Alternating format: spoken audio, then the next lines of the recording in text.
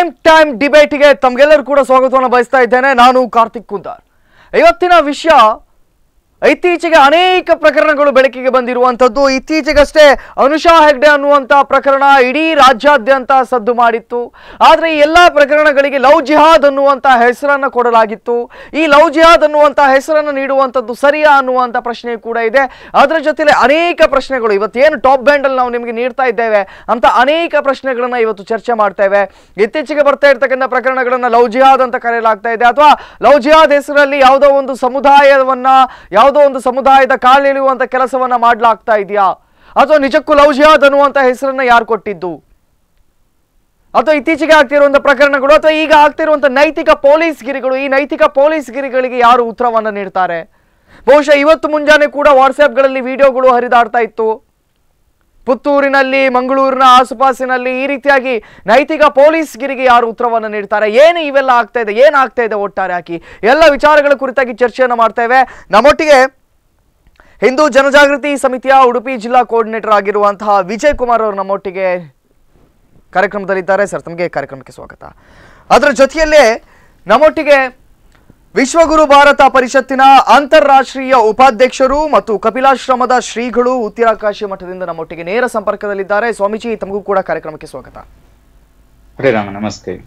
ನಾನು ಆರಂಭದಲ್ಲೇ ಸ್ವಾಮೀಜಿ ತಮ್ಮಲ್ಲಿ ಬರ್ತೇನೆ. ಸೊ ತಾವು ಈ ಹಿಂದೆ ಅನೇಕ ಸಂದರ್ಭಗಳಲ್ಲಿ ಭಾಷಣಗಳನ್ನ ಮಾಡಿದ್ದೀರಿ, ಅಥವಾ ವಿದೇಶಗಳಿಗೆ ಕೂಡ ತೆರಳಿ ಬೋಧನೆಗಳನ್ನ ಮಾಡಿದ್ದೀರಿ. ತಮ್ಮ ಪ್ರಕಾರ ಲವ್ ಜಿಹಾದ್ ಅನ್ನುವಂಥದ್ದು ಇದೆಯಾ? ತಮಗೇನು ಅನ್ಸುತ್ತೆ? ಇದು ನಿಜವಾಗಿ ಶಬ್ದದ ಬಳಕೆಯಲ್ಲಿರುವಂತಹ ಒಂದು ವ್ಯತ್ಯಾಸವೂ ಇದೆ ಇಲ್ಲಿ.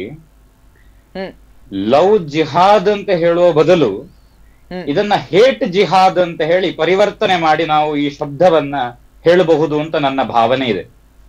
ಯಾಕಂದ್ರೆ ಭಾರತದ ಪರಂಪರೆಯಲ್ಲಿ ಲವ್ ಎನ್ನುವಂತಹ ಶಬ್ದಕ್ಕೆ, ಪ್ರೀತಿ ಎನ್ನುವುದಕ್ಕೆ ಬಹಳ ಅದ್ಭುತವಾದಂತಹ ಅರ್ಥವನ್ನ ಕೊಟ್ಟಿರುವಂತಹ ಸಂಸ್ಕಾರ ಇರುವುದು ಭಾರತದಲ್ಲಿ ಮಾತ್ರ. ಅಂತಹ ಸಂಸ್ಕಾರಯುತ ಭಾರತದಲ್ಲಿ ಲವ್ ಎನ್ನುವ ಪದಕೆಯನ್ನ ಉಪಯೋಗ ಮಾಡಿ ಹಿಂದೂ ಧಾರ್ಮಿಕ ಭಾವನೆಗೆ ಧಕ್ಕೆಯನ್ನ ತರುವಂತಹ ಒಂದು ಹೇಟಿಸಂ ಅಂತ ಏನು ಕರಿತೇವೆ ನಾವು, ಆ ಹೇಟಿಸಂ ಅನ್ನ ಮಾಡುವುದಕ್ಕೋಸ್ಕರ ಇದು ಲವ್ ಜಿಹಾದ್ ಎನ್ನುವಂತಹ ಪ್ರೀತಿ ಎನ್ನುವಂತಹ ಪವಿತ್ರವಾದ ಹೆಸರನ್ನ, ಆ ಪವಿತ್ರವಾದ ಶಬ್ದವನ್ನ ಬಳಕೆ ಮಾಡುವ ಬದಲು ಇದು ಹೇಟ್ ಜಿಹಾದ್ ಅಂತ ಹೇಳಿ ತಗೊಂಡು ಹೋದ್ರೆ ಬಹಳ ಉತ್ತಮ. ಎಲ್ಲೋ ಒಂದು ಕಡೆ ಅದನ್ನ ಹೇಗೆ ನೀವು ಪರಿಗಣಿಸ್ತೀರಿ, ಅದನ್ನ ಲವ್ ಜಿಹಾದ್ ಅಂತ ಹೇಳಿ?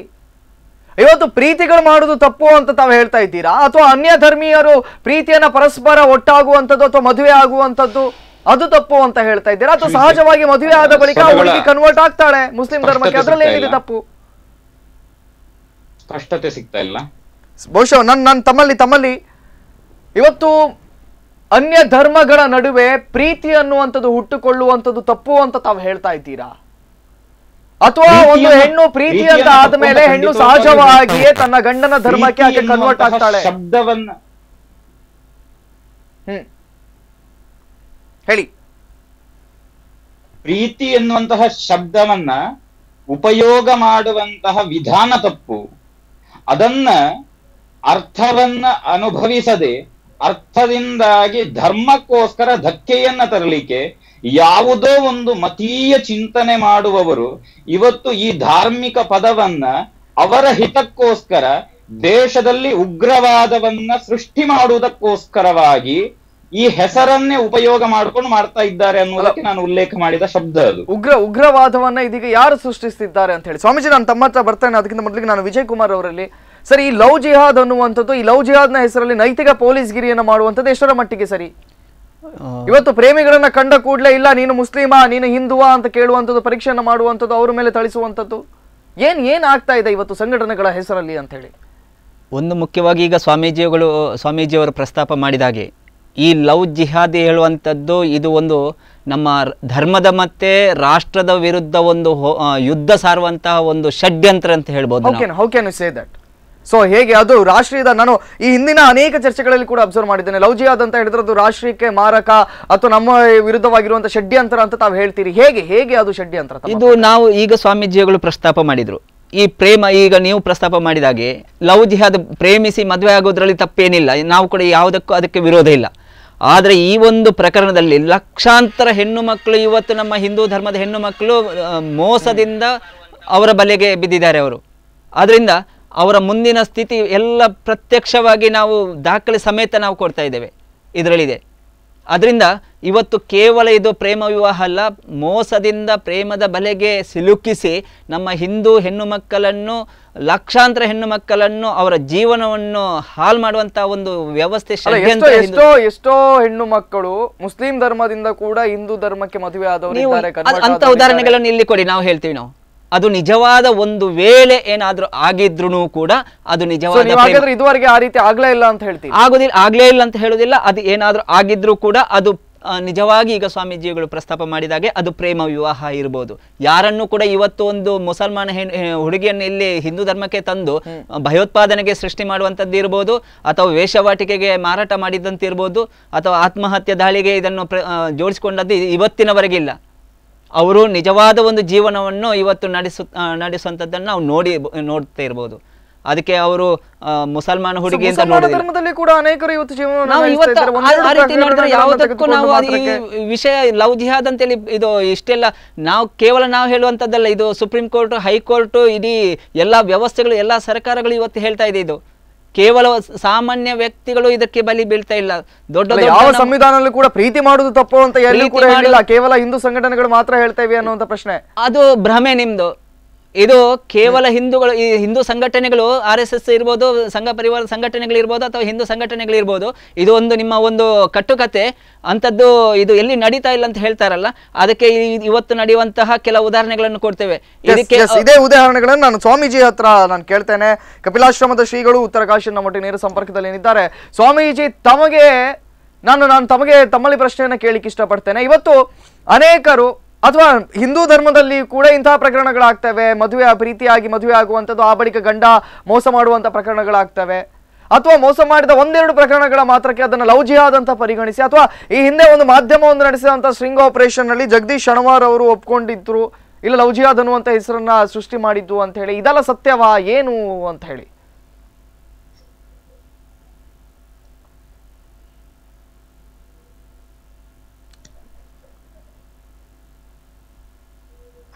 ಸ್ವಾಮೀಜಿ ಕೇಳಿಸ್ತಾ ಇದೆಯಾ?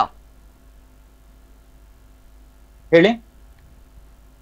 ಇವತ್ತು ಹಿಂದೂ ಸಮಾಜದಲ್ಲಿ ಕೂಡ ಅದೆಷ್ಟೋ ಹೆಣ್ಣು ಮಕ್ಕಳನ್ನ ಪ್ರೀತಿಸಿ ಮದುವೆ ಆದದ್ದಿದೆ, ಆ ಬಳಿಕ ಅವರನ್ನ ಬೇಡ ಅಂತ ಹೇಳಿ ಅವರಿಗೆ ಹಿಂಸೆ ಕೊಟ್ಟು ಕೈ ಬಿಟ್ಟದ್ದಿದೆ. ಇದು ಮುಸ್ಲಿಂ ಹುಡುಗ ಅಥವಾ ಗಂಡ ಮುಸ್ಲಿಂ ಆಗಿದ್ರೆ ಮಾತ್ರ ಅದು ಲವ್ ಜಿಹಾದ್ ಅಂತ ತಾವು ಹೇಳ್ತೀರಾ? ಶಬ್ದದ ಸ್ಪಷ್ಟತೆ ಸಿಗ್ತಾ ಇಲ್ಲ. ಎಸ್ ನಾನು ಬಹುಶಃ ಸಂಪರ್ಕಕ್ಕೆ ಬಂದ ನಂತರ ನಾನು ತಮ್ಮೊಟ್ಟಿಗೆ ಚರ್ಚೆ ಮಾಡ್ತೇನೆ. ನಾನು ತಮ್ಮಲ್ಲಿಯೇ ತಾವು ಒಂದೆರಡು ಉದಾಹರಣೆಗಳನ್ನು ನೀಡುವುದಾದ್ರೆ ತಮ್ಮ ಉದಾಹರಣೆಗಳೇನು? ಇಡೀ ನಮ್ಮ ಈ ಹಿಂದೂ ಧರ್ಮವನ್ನು ನಾಶ ಮಾಡಲಿಕ್ಕೆ ನಮ್ಮ ಶತ್ರು ರಾಷ್ಟ್ರ ಪಾಕಿಸ್ತಾನದ ಕೈವಾಡ ಇದೆ ಅಂತ ಹೇಳಿ ಹೇಳ್ಬೋದು. ಅದಕ್ಕೆ ಕೆಲ ಉದಾಹರಣೆ ಕೊಡ್ಬೋದು ನಾವು. ಮಾಧುರಿ ಗುಪ್ತಲಂತಹ ಒಂದು ಉನ್ನತ ಒಂದು ರಾಯಭಾರಿ, ಪಾಕಿಸ್ತಾನದ ಭಾರತದ ರಾಯಭಾರಿ ಕಚೇರಿಯಲ್ಲಿ ಉನ್ನತ ಹುದ್ದೆಯಲ್ಲಿ ಇರುವಂತಹ ಮಾಧುರಿ ಗುಪ್ತಲನ್ ಉದಾಹರಣೆಯನ್ನು ಕೂಡ ಕೊಡ್ಬೋದು. ಅಲ್ಲಿನ ಉನ್ನತ ಅಧಿಕಾರಿ, ಪೊಲೀಸ್ ಅಧಿಕಾರಿ ಇವಳನ್ನು ಪ್ರೇಮಿಸಿ ಮದುವೆ ಆದ. ನಮ್ಮ ಭಾರತದ ಗುಪ್ತ ವಿಚಾರಗಳನ್ನು ಪಡಿಬೇಕು, ಇದು ಒಂದು ಕೂಡ ಲವ್ ಜಿಹಾದ್ ಅಂತೇಳಿ ಇದು ನಿರ್ಣಯ ಆಗಿದೆ. ಇದು ಅದೇ ರೀತಿ ನಮ್ಮ ಅಂತಾರಾಷ್ಟ್ರೀಯ ಶೂಟರ್ ತಾರಾ ಸಹದೇವ್, ಅವಳನ್ನು ಯಾವ ರೀತಿ ಒಂದು ಹಿಂದೂ ಎನ್ನುವಂಥ ಒಂದು ನಾಟಕ ಆಡಿ ಅವಳನ್ನು ಮದುವೆ ಆಗಿ ಕೊನೆಗೆ 1 ತಿಂಗಳು ಒಂದು ರೂಮಿನ ಒಳಗೆ ಹಾಕಿ ಇಡೀ ಚಿತ್ರಹಿಂಸೆ ಹೇಗೆ ಕೊಟ್ಟರು. ಇಡೀ ಸಿಗರೆಟ್ನಿಂದ ಅಲ್ಲಲ್ಲಿ ಚುಚ್ಚಿದ್ರು, ನಾಯಿಯಿಂದ ಕಚ್ಚಿಸಿದ್ರು. ಅಷ್ಟು ಚಿತ್ರಹಿಂಸೆ, ಮನೆಗೆ ಯಾವ ರೀತಿಯ ಸಂಪರ್ಕದಲ್ಲಿ ಬಿಟ್ಕೊಳ್ಳಿಲ್ಲ ಅವರನ್ನು. ಒಂದು ಮತಾಂತರ ಆಗಬೇಕೆನ್ನುವಂಥ ಒಂದೇ ಒಂದು ಉದ್ದೇಶದಿಂದ ಅಷ್ಟು ಚಿತ್ರಹಿಂಸೆ ಕೊಟ್ಟಿದ್ದ ಉದಾಹರಣೆ ಇಲ್ಲಿ ನಮ್ಮ ಅಂತಾರಾಷ್ಟ್ರೀಯ ಮಟ್ಟದ ಒಂದು ಶೂಟರ್ ಇವರು ತಾರಾ ಸಹದೇವ್ದು ಇದೆ. ಇನ್ನು ಅನೇಕ ಉದಾಹರಣೆಗಳನ್ನು ನಾವು ಹೇಳ್ಬೋದು. ಇಂಥ ಒಂದು ಪ್ರಕರಣಗಳು ನಮ್ಮ ಮುಂದೆ ಇರುವಾಗ ಇದು ಯಾವ ಕಾರಣಕ್ಕೆ ಇದು ಲವ್ ಜಿಹಾದ್ ಅಂತೇಳಿ ಹೇಳಲಿಕ್ಕೆ ಸಂಪೂರ್ಣ ನಮ್ಮ ಹತ್ರ ಇದೆ, ಇದು ಪ್ರೂಫ್ ಇದೆ ಬಂದು. ಸೊ ಸಂಪೂರ್ಣವಾಗಿ ಪ್ರೂಫ್ ಇದೆ ಅಂತ ಹೇಳ್ತಾರೆ. ಆದ್ರೆ ನನ್ನಲ್ಲಿರುವಂತ ಪ್ರಶ್ನೆ ಏನು, ಹಾಗಾದ್ರೆ ಮುಸ್ಲಿಂ ಗಂಡ ಅಥವಾ ಮುಸ್ಲಿಂ ಹುಡುಗ ಮಾತ್ರ ದ್ರೋಹ ಮಾಡಿದ್ರೆ ಮಾತ್ರ ಅದನ್ನ ಲವ್ ಜಿಹಾದ್ ಅಂತ ಕರೆಸ್ತೀರಾ, ಅಥವಾ ಅದು ಮಾತ್ರ ಹೈಲೈಟ್ ಆಗುವಂತದ್ದ? ನೋಡಿ, ಅವರೇ ಒಂದು ಪತ್ತು ಹೊರಡಿಸಿದ್ದಾರೆ. ಅಲ್ಲ, ಎಷ್ಟೋ ಪ್ರಕರಣಗಳಿವೆ. ಆರಂಭದಲ್ಲಿ ಮೋಸ ಹೋದದನ್ನು ನೋಡಿ ಇಲ್ಲ ಆತ ಹಿಂದುವೆ ಅಂತ ಗೊತ್ತಾದ ಮೇಲೆ ಬಿಟ್ಟಂತಹ ಪ್ರಕರಣಗಳು ಕೂಡ ಇವೆ, ಸುಮ್ಮನೆ ಬಿಟ್ಟಂತಹದ್ದು. ಇಲ್ಲ ಲವ್ ಜಿಹಾದ್ ಅಲ್ಲ ಇದು ಅಂತ ಹೇಳಿ ಸುಮ್ಮನೆ ಬಿಟ್ಟಂತಹದ್ದಿದೆ. ಅದು ಏನೋ ನೀವು ಎಲ್ಲೋ ಒಂದು ಬೆರಳೆಣಿಕೆಯಷ್ಟಂತಿದ್ದ ಒಂದು ಪ್ರಕರಣವನ್ನು ನೀವು ಇಷ್ಟು ದೊಡ್ಡ ಒಂದು ಷಡ್ಯಂತ್ರದ ಒಂದು ಈ ಲವ್ ಜಿಹಾದ್ಗೆ ಹೋಲಿಸಲಿಕ್ಕೆ ಸಾಧ್ಯನೇ ಇಲ್ಲ. ಇದರಲ್ಲಿ ನೋಡಿ, ಈ ಒಂದು ಪ್ರಕರಣದಲ್ಲಿ ಅವರೇ ಹೇಳಿದಂತಹ ಒಂದು ಪತ್ವ ಇದೆ ಇಲ್ಲಿ. ಇಡೀ ನಮ್ಮ ಒಂದು ಯಾವ್ಯಾವ ಒಂದು ಜಾತಿ ಪಂಥದ ಇದಕ್ಕೆ ಎಷ್ಟು ಅವರು ಇದು ಕೊಟ್ಟಿದ್ದಾರೆ, ಬೇಡಿಕೆ ಇಟ್ಟಿದ್ದಾರೆ. ಸಿಖ್ ಯುವತಿಗೆ 7 ಲಕ್ಷ ರೂಪಾಯಿ ಕೊಡ್ತಾರಂತೆ. ಸಿಖ್ ಯುವತಿಯನ್ನು ಒಂದು ಮದುವೆ ಆದರೆ, ಪ್ರೇಮದಿಂದ ಲವ್ ಜಿಹಾದಿಗೆ ಬಲಿ ಆದರೆ 7 ಲಕ್ಷ ರೂಪಾಯಿ ಕೊಡ್ತಾರೆ. ಅದೇ ರೀತಿ ಪಂಜಾಬಿ ಹುಡುಗಿಗೆ 6 ಲಕ್ಷ. ಅಲ್ಲ, ಈ ಹಿಂದೆ ಕೇರಳದಲ್ಲಿ ಏನು 2009ರಲ್ಲಿ ಈ ಒಂದು ಪ್ರಕರಣ ಆರಂಭದಲ್ಲಿ ದಾಖಲಾಯಿತು. ಮುಸ್ಲಿಂ ಸಮುದಾಯಕ್ಕೆ ಕನ್ವರ್ಟ್ ಆದಂತಹ ಪ್ರಥಮ ಪ್ರಕರಣ ಕೇರಳದಲ್ಲಿ 2009ರಲ್ಲಿ ದಾಖಲಾಗಿತ್ತು. ಅದನ್ನು ಲವ್ ಜಿಹಾದ್ ಅಂತ ಕರೆಯಲಾಯಿತು. ಆದ್ರೆ ಅದಾದ ಬಳಿಕ ಅದೇ ನವೆಂಬರ್ ತಿಂಗಳಲ್ಲಿ IPS ಅಧಿಕಾರಿ ಆಗಿದ್ದಂತಹ, ಅಂದಿನ ದಿನದಲ್ಲಿ ಸ್ಟೇಟ್ ಪೊಲೀಸ್ ಚೀಫ್ ಆಗಿದ್ದಂತಹ ಜಕೋಬ್ ಪುನುಸ್ರ ಅವರು ಒಂದು ಹೇಳಿಕೆಯನ್ನು ನೀಡ್ತಾರೆ, ಅಥವಾ ಅವರು ತನಿಖೆ ಆದ ಬಳಿಕ ಅದನ್ನು ಹೇಳ್ತಾರೆ, ಇಲ್ಲ ಅದಕ್ಕಾಗಿಯೇ ಒಂದು ಆರ್ಗನೈಸೇಷನ್ ಅಂತ ಇಲ್ಲ, ಇಂತಹ ಪ್ರಕರಣಗಳು ಇವೆ, ಮತಾಂತರ ಆಗಿ ಅಂತ ಕೇಳಿದಂತ ಪ್ರಕರಣಗಳಿವೆ. ಆದ್ರೆ ಅದಕ್ಕೋಸ್ಕರ ಒಂದು ಆರ್ಗನೈಸೇಷನ್ ಅನ್ನ ಮಾಡಿಕೊಂಡು ಇಲ್ಲ ಇಂತಿಷ್ಟು ರೇಟ್ಗಳನ್ನ ತಾವು ಹೇಳಿದಾಗೆ ಸಿಕ್ಕ ಅವರು ಮತದಾನ ಆದ್ರೆ ಇದು ಮತಾಂತರ ಆದ್ರೆ ಅವರಿಗೆ 6 ಲಕ್ಷ, ಇವರಿಗೆ 8 ಲಕ್ಷ, ಅವರಿಗೆ 12 ಲಕ್ಷ, ಈ ರೀತಿಯಾಗಿ ರೇಟ್ಗಳನ್ನ ತೀರ್ಮಾನ ಮಾಡಲಿಲ್ಲ ಅಂತ ಹೇಳಿದ್ದಾರೆ. ಇದು ನಾವು ಹೇಳುವಂಥದ್ದಲ್ಲ, ಇದು ಅಂತಾರಾಷ್ಟ್ರೀಯ ನಿಮ್ಮ ಚಾನೆಲ್ಗಳಲ್ಲೇ ಪ್ರಸಾರ ಆಗಿದೆ. ಇದರಲ್ಲಿ ನೇರವಾಗಿ ಪಾಪ್ಯುಲರ್ ಫ್ರಂಟ್ ಆಫ್ ಇಂಡಿಯಾ ಇದರಲ್ಲಿ ಕಾಲೇಜಿನ ಕ್ಯಾಂಪಸ್ಸಲ್ಲಿ ಇದು ಷಡ್ಯಂತ್ರಗಳು ನಡೀತಾ ಇದೆ ಅಂತೇಳಿ, ಇದರ ಹಿಂದೆ ಈ ಎಲ್ಲ ಸಂಘಟನೆಗಳು ಭಾಗಿಯಾಗಿದ್ದಾರೆ. ಇದರಲ್ಲಿ ನಾವು ಹೇಳುವಂಥದ್ದಲ್ಲ, ಇದು ಸಂಪೂರ್ಣ ಈಗ ಎಲ್ಲ ಚಾನೆಲ್ಗಳು ಬಂದಿದೆ, ಅದು ನೀವು ಕೇಳಿರ್ಬೋದು. ಇದಕ್ಕೆ ಕೆಲವು ನಾವು ಉದಾಹರಣೆಗಳನ್ನು ಕೊಡ್ಬೋದು. ನಾವು ಈಗ ಕೇರಳದಲ್ಲಿ ನೀವು ಹೇಳಿ ಈಗ ಒಂದೊಮ್ಮೆ ಅದು ಇದೆ ಅಂತ ಆದ್ರೆ ಒಂದೆರಡು ಪ್ರಕರಣಗಳನ್ನ ದಯವಿಟ್ಟು ವಿಶ್ಲೇಷಣೆಯನ್ನ ನೀಡಿ. ನೀವು ಕೇರಳದಲ್ಲಿ ಅಲ್ಲಿನ ಮುಖ್ಯಮಂತ್ರಿ ಉಮ್ಮರ್ ಚಾಂಡಿ 2012ರಲ್ಲಿ ಒಂದು ಇದು ಕೊಟ್ಟರು. ಅಲ್ಲಿ ವಿಧಾನಸಭೆಯಲ್ಲೇ ಪ್ರಸ್ತಾಪ ಮಾಡಿದ್ರು, ಇದೇ ರೀತಿ ನಮ್ಮ 2,500 ಹಿಂದೂ ಹೆಣ್ಣು ಮಕ್ಕಳನ್ನು ಅಲ್ಲಿ ಲವ್ ಜಿಹಾದಿಗೆ ಬಲಿಯಾಗಿದ್ದಾರೆ ಅಂತೇಳಿ ಕೇರಳದ ಅಂದಿನ ಮುಖ್ಯಮಂತ್ರಿ ಉಮ್ಮರ್ ಚಾಂಡಿ ಅವರೇ 2012ರಲ್ಲಿ ಸ್ಪಷ್ಟವಾಗಿ ಅಲ್ಲಿ ಪ್ರಸ್ತಾಪ ಮಾಡಿದ್ರು ವಿಧಾನಸಭೆಯಲ್ಲಿ. ಇದಕ್ಕೆ ಅದು ಒಂದು ಉದಾಹರಣೆ ಇರ್ಬೋದು. ಇನ್ನು ಇತ್ತೀಚೆಗೆ ಕೇರಳದಲ್ಲಿ ನಮ್ಮ ಇವರು ಅಚ್ಯುತಾನಂದನ್ನ ಅವರು ಕೂಡ ಅದೇ ರೀತಿ ಪ್ರಸ್ತಾಪ ಮಾಡಿದ್ದಾರೆ. ಅವ್ರು ಏನು ಹೇಳ್ತಾರಂತೇಳಿ, ಇದೇ ರೀತಿ ಈ ಲವ್ ಜಿಹಾದ್ನ ಷಡ್ಯಂತ್ರ ನಡೆದ್ರೆ ಮುಂದೆ ಇಡೀ ಕೇರಳದಲ್ಲಿ ಇಸ್ಲಾಮಿಕ್ ರಾಷ್ಟ್ರ ಆಗುವಂಥದ್ರಲ್ಲಿ ಅಚ್ಚರಿ ಪಡಬೇಕಾಗಿಲ್ಲ ಅಂತೇಳಿ ಇವರು ಕೂಡ ಸ್ಪಷ್ಟಪಡಿಸ್ತಾರೆ.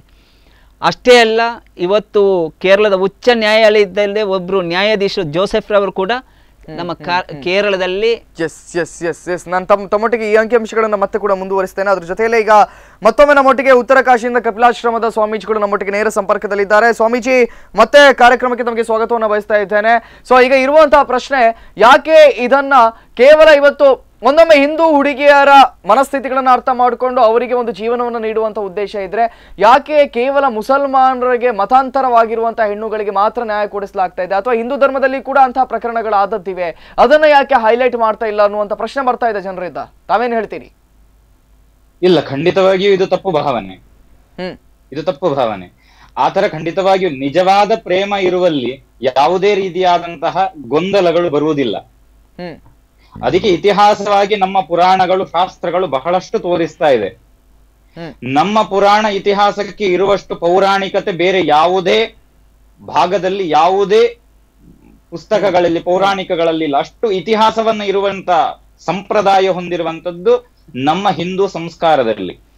ಅಂತಹ ಹಿಂದೂ ಪರಂಪರೆಯಲ್ಲಿ ನಿಜವಾಗಿಯೂ ಪ್ರೇಮ ನಡೆದಿದ್ದರೆ, ಅಲ್ಲಿ ನಾನು ಉಲ್ಲೇಖ ಮಾಡುವಂತ ಶಬ್ದ ಪ್ರೇಮ ಅಂತ, ಪ್ರೇಮವನ್ನ ಇಡೀ ಲೋಕಕ್ಕೆ ಸಾರಿದಂತವನು ಭಗವಂತ ಶ್ರೀಕೃಷ್ಣನ ಉದಾಹರಣೆ ಬಹಳಷ್ಟು ನಮಗೆ ಕಾಣಿಸ್ತಾ ಇದೆ. ಅಂತಹ ಅಲ್ಲೆಲ್ಲಿಯೂ ಬಿರುಕುಗಳು ಅಂತ ಸಂಭವಿಸಿದ ಇತಿಹಾಸ ನಮ್ಮಲ್ಲಿಲ್ಲ. ನಮ್ಮಲ್ಲಿ ಇದು ಬರ್ತಾ ಇದೆ ಯಾತಕ್ಕೋಸ್ಕರ ಅಂದ್ರೆ ನಾಟಕೀಯ ಭಾಗದಿಂದ ಕೇವಲ ಅವರ ಮನರಂಜನೆಗೋಸ್ಕರ. ಇಲ್ಲಿ ಮನೋರಂಜನೆ ಅಂತಿರುವಂತ ಶಬ್ದವನ್ನ ನಾನು ಬಹಳ ಉಲ್ಲೇಖ ಮಾಡ್ಲಿಕ್ಕೆ ಬಯಸ್ತೇನೆ. ಎರಡನೇದು, ಇಲ್ಲಿ ಸ್ತ್ರೀಯನ್ನ ಒಂದು ಆಟಿಕೆಯ ವಸ್ತುವಿನ ರೀತಿಯಲ್ಲಿ ಉಪಯೋಗ ಮಾಡ್ತಾ ಇದೆ ಅಂತ. ಆ ಸ್ತ್ರೀ ಎನ್ನುವಂತಹ ಪದದಲ್ಲಿ ಮಾತೃ ಭಾವನೆ ಇದ್ದಂತಹ ಭಾವನೆ ಇವತ್ತು ಕೇವಲ ಒಂದು ಆಟಿಕೆಗಳಾಗಿ ರೋಡ್ ಬದಿಯಲ್ಲಿ ರೇಪ್ ಅಂಡ್ ಮರ್ಡರ್ ಕೇಸ್ ಮಾಡೋ ರೀತಿಯಲ್ಲಿವರೆಗೆ ರೀಚ್ ಆಗಿದೆ ಇವತ್ತು. ಅಂದ್ರೆ ನಮ್ಮ ಗೌರವವನ್ನ ಕಳಿಸ್ಕೊಳ್ತಾ ಇದೆ. ಆ ಕಳ್ಕೊಂಡದ್ರ ಪರಿಣಾಮ ಇವತ್ತು ಈ ಲವ್ ಜಿಹಾದ್ ಎನ್ನುವಂತಹ ಒಂದು ಘೋರ ದೇಶದ ಹೀನ ಕೃತ್ಯವನ್ನ ಮಾಡುವಂತ ತಮ್ಮ ಪ್ರಕಾರವೇ ಈಗ ಬರುವುದಾದ್ರೆ ಸ್ವಾಮೀಜಿ ಇವತ್ತು ಲವ್ ಜಿಹಾದ್ ಮಾಡುವಂತ ಅವಶ್ಯಕತೆ ಏನಿದೆ ತಮ್ಮ ಪ್ರಕಾರ? ಇಲ್ಲಿ ಅಲ್ಲ, ಇವತ್ತು ಲವ್ ಜಿಹಾದ್ ಮಾಡುವಂತ ಅವಶ್ಯಕತೆ ಏನಿದೆ? ನೇರವಾಗಿ ಪೂಜನೀಯ ಭಾವವನ್ನ ಅಲ್ಲಿ ಧ್ವಂಸ ಮಾಡಬೇಕು ಅನ್ನುವಂತಹ ಕೃತ್ಯದೊಂದಿಗೆ ಹೊರಟಿರುವಂತದ್ದು ಇದು. ಆ ಧ್ವಂಸ ಮಾಡುವಾಗ ಏನಾಗತ್ತೆ, ಅಲ್ಲಿ ಕೇವಲ ಒಂದು ಹುಡುಗಿ ಮತಾಂತರ ಆಯ್ತು ಅನ್ನುವುದು ಅಲ್ಲಿ ಉಲ್ಲೇಖ ಅಲ್ಲ.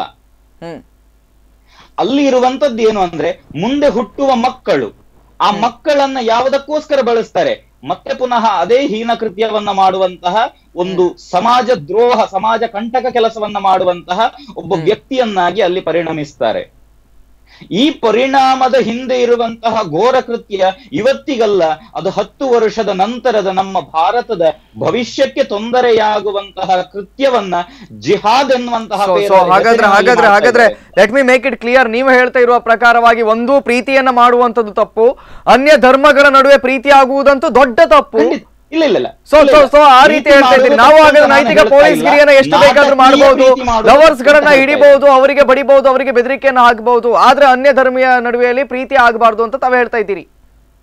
ಪ್ರೀತಿ ಆಗಬಾರದು ಅಂತ ನಾನು ಹೇಳ್ತಾ ಇಲ್ಲ, ಖಂಡಿತವಾಗಿಯೂ ನಾನು ಪ್ರೀತಿ ಆಗಬಾರದು ಅಂತ ಹೇಳ್ತಾ ಇಲ್ಲ. ಆದ್ರೆ ಪ್ರೀತಿಯ ಅರ್ಥವನ್ನ ಹೀನ ಕೃತ್ಯಕ್ಕೋಸ್ಕರ, ಒಂದು ಪವಿತ್ರತೆಯನ್ನ ಹೀನ ಕೃತ್ಯಕ್ಕೋಸ್ಕರ ಬಳಸ್ತಾ ಇದ್ದಾರಲ್ಲ, ಇದನ್ನ ವಿರೋಧ ಮಾಡ್ತೇವೆ. ಈಗ ಬಹುಶಃ ನಾನು ಸ್ವಾಮೀಜಿ, ನಾನು ತಮ್ಮಲ್ಲಿ ಇನ್ನೊಂದು ಪ್ರಶ್ನೆ ಕೇಳಲಿಕ್ಕೆ ಇಷ್ಟಪಡ್ತೇನೆ. ಸೊ ಈ ಎಲ್ಲ ವಿಚಾರಗಳ ಕುರಿತಾಗಿ ಬಹುಶಃ ಆರಂಭದಲ್ಲಿ ಯಾರು ಕೂಡ ನಂಬಿರಲಿಲ್ಲ, ಲವ್ ಜಿಹಾದ್ ಅನ್ನುವಂಥದ್ದು ಇದೆ ಅಂತವೂ ಕೂಡ ಯಾರು ನಂಬಿರಲಿಲ್ಲ. ಇವನ್ ಮಾಧ್ಯಮಗಳು ಕೂಡ ಅದನ್ನು ನಾವು ನಂಬಲಿಲ್ಲ, ಅಥವಾ ಅದನ್ನ ಇವತ್ತಿಗೂ ಕೂಡ ಅದನ್ನ ಮಧ್ಯಂತರವಾಗಿ ಡಿಫೆಂಡ್ ಮಾಡಿಕೊಂಡು ಅನೇಕರು ಬರ್ತಾ ಇದ್ದಾರೆ. ಇವತ್ತು ನಾವು ಏನು ಸಂಪೂರ್ಣವಾಗಿ ತೀರ್ಮಾನವನ್ನು ತೆಗೆದುಕೊಳ್ಳಿಲ್ಲ.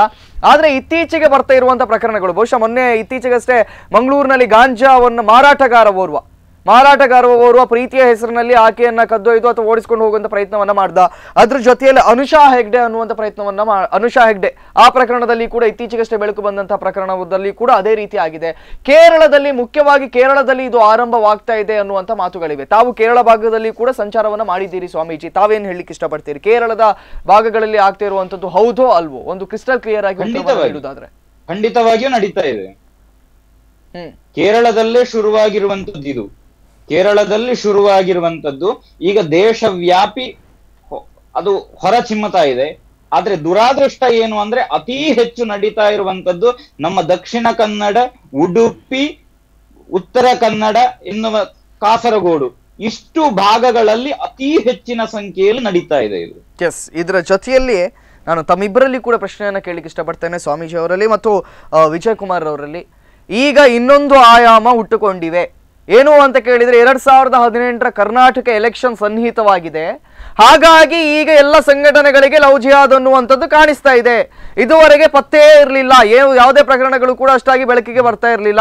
ಇತ್ತೀಚೆಗೆ ಇದೇ ವಿಚಾರಗಳನ್ನು ಹೈಲೈಟ್ ಮಾಡುವಂತ ಪ್ರಯತ್ನಗಳು ಆಗ್ತಾ ಇವೆ, ಹೌದಾ? ಯಾವ ಕಾರಣಕ್ಕೂ ಈ ಒಂದು ಚುನಾವಣೆ ನಿಮಿತ್ತ ಅಂತಿಲ್ಲ, 2009ರ ಮೊದಲಿಂದಲೇ ಈ ಒಂದು ಪ್ರಕರಣಗಳು ಇನ್ನು ಮುಂದೆ ನಡೀಲಿಕ್ಕಿದೆ ಅಂತೇಳಿ ಹೇಳುವಂಥ ಒಂದು ಇದನ್ನು ಕೂಡ ನಾವು ಹಿಂದೂ ಜನಜಾಗೃತಿ ಸಮಿತಿಯಿಂದ ಮಾಡಿದ್ದೇವೆ. ಅವತ್ತಿನಿಂದ ಇವತ್ತಿನವರೆಗೆ ನಾವು ಹಿಂದೂ ಹೆಣ್ಣು ಮಕ್ಕಳಿಗೆ ಜಾಗೃತಿ ಮೂಡಿಸುವ ದೃಷ್ಟಿಯಿಂದ ಲಕ್ಷಾಂತರ ಈ ಒಂದು ಪುಸ್ತಕಗಳನ್ನು ಕೂಡ ನಾವು ಹಂಚಿದ್ದೇವೆ. ಇವತ್ತು ನಿನ್ನೆ ಈ ಇಲೆಕ್ಷನ್ಗೆ ಸಂಬಂಧಪಟ್ಟ ವಿಚಾರಣೆಯಲ್ಲಿ ಬರುವುದೇ ಇಲ್ಲ. ನಾವು ನಿರಂತರವಾಗಿ ಹಿಂದೂಗಳಿಗೆ ಜಾಗೃತಿ ಮೂಡಿಸ್ತಾ ಇದ್ದೇವೆ. ಇಷ್ಟು ಒಂದು ಹೇಯ ಕೃತ್ಯಗಳು ಇವತ್ತು ನಮ್ಮ ಕಣ್ಣು ಮುಂದೆ ನಡೀತಾ ಇದೆ. ಇದನ್ನು ನಾವು ಯಾವ ಕಾರಣಕ್ಕೂ ಒಂದು ಇದಕ್ಕೆ ಹೋಲಿಸುವುದೇ ತಪ್ಪು. ಇದು ಚುನಾವಣೆಗೂ ಇದಕ್ಕೂ ಯಾವ ಸಂಬಂಧ? ನಾವು ಇವತ್ತು ಮೊನ್ನೆಯಿಂದ ಮಾಡ್ತಾ ಇಲ್ಲ, 2009ರಿಂದಲೇ ಅದರ ಬಗ್ಗೆ.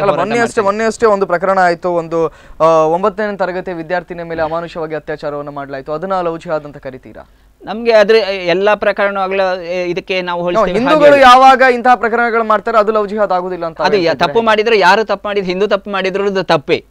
ಆದ್ರೆ ಲವ್ ಜಿಹಾದಿಗೂ ಇದಕ್ಕೂ ಯಾವುದಕ್ಕೂ ಸಂಬಂಧ ಇಲ್ಲ. ಆದ್ರೆ ಇದು ಲಕ್ಷಾಂತರ ಹೆಣ್ಣು ಮಕ್ಕಳನ್ನು, ನಮ್ಮ ಇಡೀ ಜೀವನವನ್ನು ಹಾಳು ಮಾಡಿದಂಥ ಒಂದು ವ್ಯವಸ್ಥೆ, ಷಡ್ಯಂತ್ರ ಇದು ಲವ್ ಜಿಹಾದ್. ಇದಕ್ಕೆ ಎಷ್ಟು ಬೇಕಿದೆ ನೋಟೆಡ್. ಅದರ ಜೊತೆಯಲ್ಲೇ ಇವತ್ತು ಬಹುಶಃ ಕೆಲವು ವಿಚಾರಗಳನ್ನು ಒಪ್ಪಬೇಕಾದದ್ದು ಏನು ಅಂತ ಕೇಳಿದ್ರೆ, ಇವತ್ತು ಅಶ್ವಿನಿ ಆಯಿಷಾ ಆದಂತಹ ಕಥೆ ಆಗಿರ್ಬಹುದು, ಅಥವಾ ಬ್ಯಾರನ್ಗಳಿಗೋ ಬೇರೆ ಬೇರೆ ರಾಷ್ಟ್ರಗಳಿಗೆ ರಫ್ತಾಗಿರುವಂತಹ ಪ್ರಕರಣಗಳಾಗಿರ್ಬಹುದು, ಅಥವಾ ಐಸಿಸ್ ಉಗ್ರ ಸಂಘಟನೆಗಳಲ್ಲಿ ತೊಡಗಿಸಿಕೊಂಡಂತಹ ಪ್ರಕರಣಗಳು ಕೂಡ ನಮ್ಮ ಉಡುಪಿ ಮಂಗಳೂರು ಭಾಗದಲ್ಲಿ ಪತ್ತೆ ಆಗಿವೆ. ಸ್ವಾಮೀಜಿ, ನಾನು ತಮ್ಮಲ್ಲಿ ಕೇಳುವುದಾದ್ರೆ ತಮಗೆ ಯಾವುದಾದ್ರೂ ಇಂತಹದ್ದು ಗೋಚರವಾಗಿದೆಯಾ, ಅಥವಾ ಸ್ಪಷ್ಟವಾಗಿ ಸ್ಫುಟವಾಗಿ ಇಲ್ಲ ಈ ರೀತಿ ಆಗಿದೆ, ಹೀಗೇ ಆಗಿದೆ ಅಂತ ಹೇಳುವಂತ ಉದಾಹರಣೆ ಯಾವ್ದಾದ್ರು ತಮ್ಮ ಹತ್ರ ಇದೆಯಾ? ಈ ಉದಾಹರಣೆಯನ್ನ ಹೇಳುವ ಬದಲು ಕಣ್ಣು ಮುಂದೆ ಬಹಳಷ್ಟು ಇದೆ ಅಂತ ಮಾಧ್ಯಮಗಳಲ್ಲಿ ಈಗ ನೀವು ಉಲ್ಲೇಖ ಮಾಡಿರುವಂತಹ ಹೆಸರುಗಳಲ್ಲಿಯೇ ಬಹಳಷ್ಟು ಉದಾಹರಣೆಗಳು ಆಲ್ರೆಡಿ ಬಂದಾಗಿವೆ. ಇಲ್ಲಿ ಚಿಂತನೆ ಮಾಡುದು, ನೀವಲ್ಲೇ ಹೇಳಿದ್ರಿ ಉಗ್ರವಾದಿ ಸಂಘಟನೆಯಲ್ಲಿ ನಮ್ಮ ಇಲ್ಲಿಂದ ಕನ್ವರ್ಟ್ ಆಗಿ ಅಲ್ಲಿಗೆ ಹೋದಂತವರ ಹೆಸರುಗಳು ಬಹಳಷ್ಟು ಸಿಕ್ಕಿದೆ ಅಂತ. ಎಷ್ಟು ದುರಾದೃಷ್ಟ ನೋಡಿ. ನಾನು ಮೊದಲೇ ನಿಮಗೆ ಉಲ್ಲೇಖ ಮಾಡುವಾಗ ಹೇಳಿದೆ, ಇಲ್ಲಿರುವಂತಹ ಹೆಣ್ಣು ಮಕ್ಕಳನ್ನ ಕೇವಲ ಮತಾಂತರ ಮಾಡುವುದಕ್ಕೋಸ್ಕರವಾಗಿಯೂ ಅಲ್ಲ, ಅಥವಾ ಅವರ ಆಟಿಕೆಯ ವಸ್ತುವಿಗೆ ಬೇಕಾಗಿಯೂ ಅಲ್ಲ, ಇಲ್ಲಿ ಒಂದು ದೇಶದ ಒಳಗಿರುವವರಿಂದಲೇ ದೇಶವನ್ನ ಒಡೆಯುವಂತಹ ಒಂದು ಸಂಚನ್ನ ಬಹಳ ಸೂಕ್ಷ್ಮ ರೂಪದಲ್ಲಿ ಅವರು ತಗೊಂಡು ಹೋಗ್ತಾ ಇದ್ದಾರೆ ಅಂತ ನಮಗನ್ನಿಸ್ತದೆ. ಬಹಳ ಸೂಕ್ಷ್ಮ ರೂಪದಲ್ಲಿ ಅವರನ್ನ ತೆಗೆದುಕೊಂಡು ಹೋಗಲಾಗ್ತಾ ಇದೆ ಅಂತ ಹೇಳ್ತೀರಿ. ನಾನು ತಮ್ಮೊಟ್ಟಿಗೆ ಕೂಡ ಚರ್ಚೆಯನ್ನು ಮುಂದುವರಿಸ್ತೇನೆ. ಸ್ವಾಮೀಜಿ ಕೂಡ ನಮ್ಮೊಟ್ಟಿಗೆ ನೇರ ಸಂಪರ್ಕದಲ್ಲಿರ್ತಾರೆ. ಇನ್ನು ಮುಂದೆ ನಿಮ್ಮ ಕರೆಗಳನ್ನು ಕೂಡ ಸ್ವೀಕರಿಸಲಿಕ್ಕೆ ನಾನು ಆರಂಭಿಸ್ತೇನೆ. ನಿಮ್ಮ ಪ್ರಶ್ನೆಗಳನ್ನು ಕೂಡ ಕೇಳಬಹುದು. ಅದರ ಜೊತೆಯಲ್ಲಿ ಕೆಲವು ಉದಾಹರಣೆಗಳನ್ನು ಕೂಡ ಇನ್ನು ಮುಂದೆ ಅವರು ಕೊಡ್ತಾ ಹೋಗ್ತಾರೆ. ಒಂದು ಪುಟ್ಟ ವಿರಾಮದ ಬಳಿಕ ಇವತ್ತಿನ ಪ್ರೈಮ್ ಟೈಮ್ ಡಿಬೇಟ್ ಮುಂದುವರಿಯುತ್ತದೆ.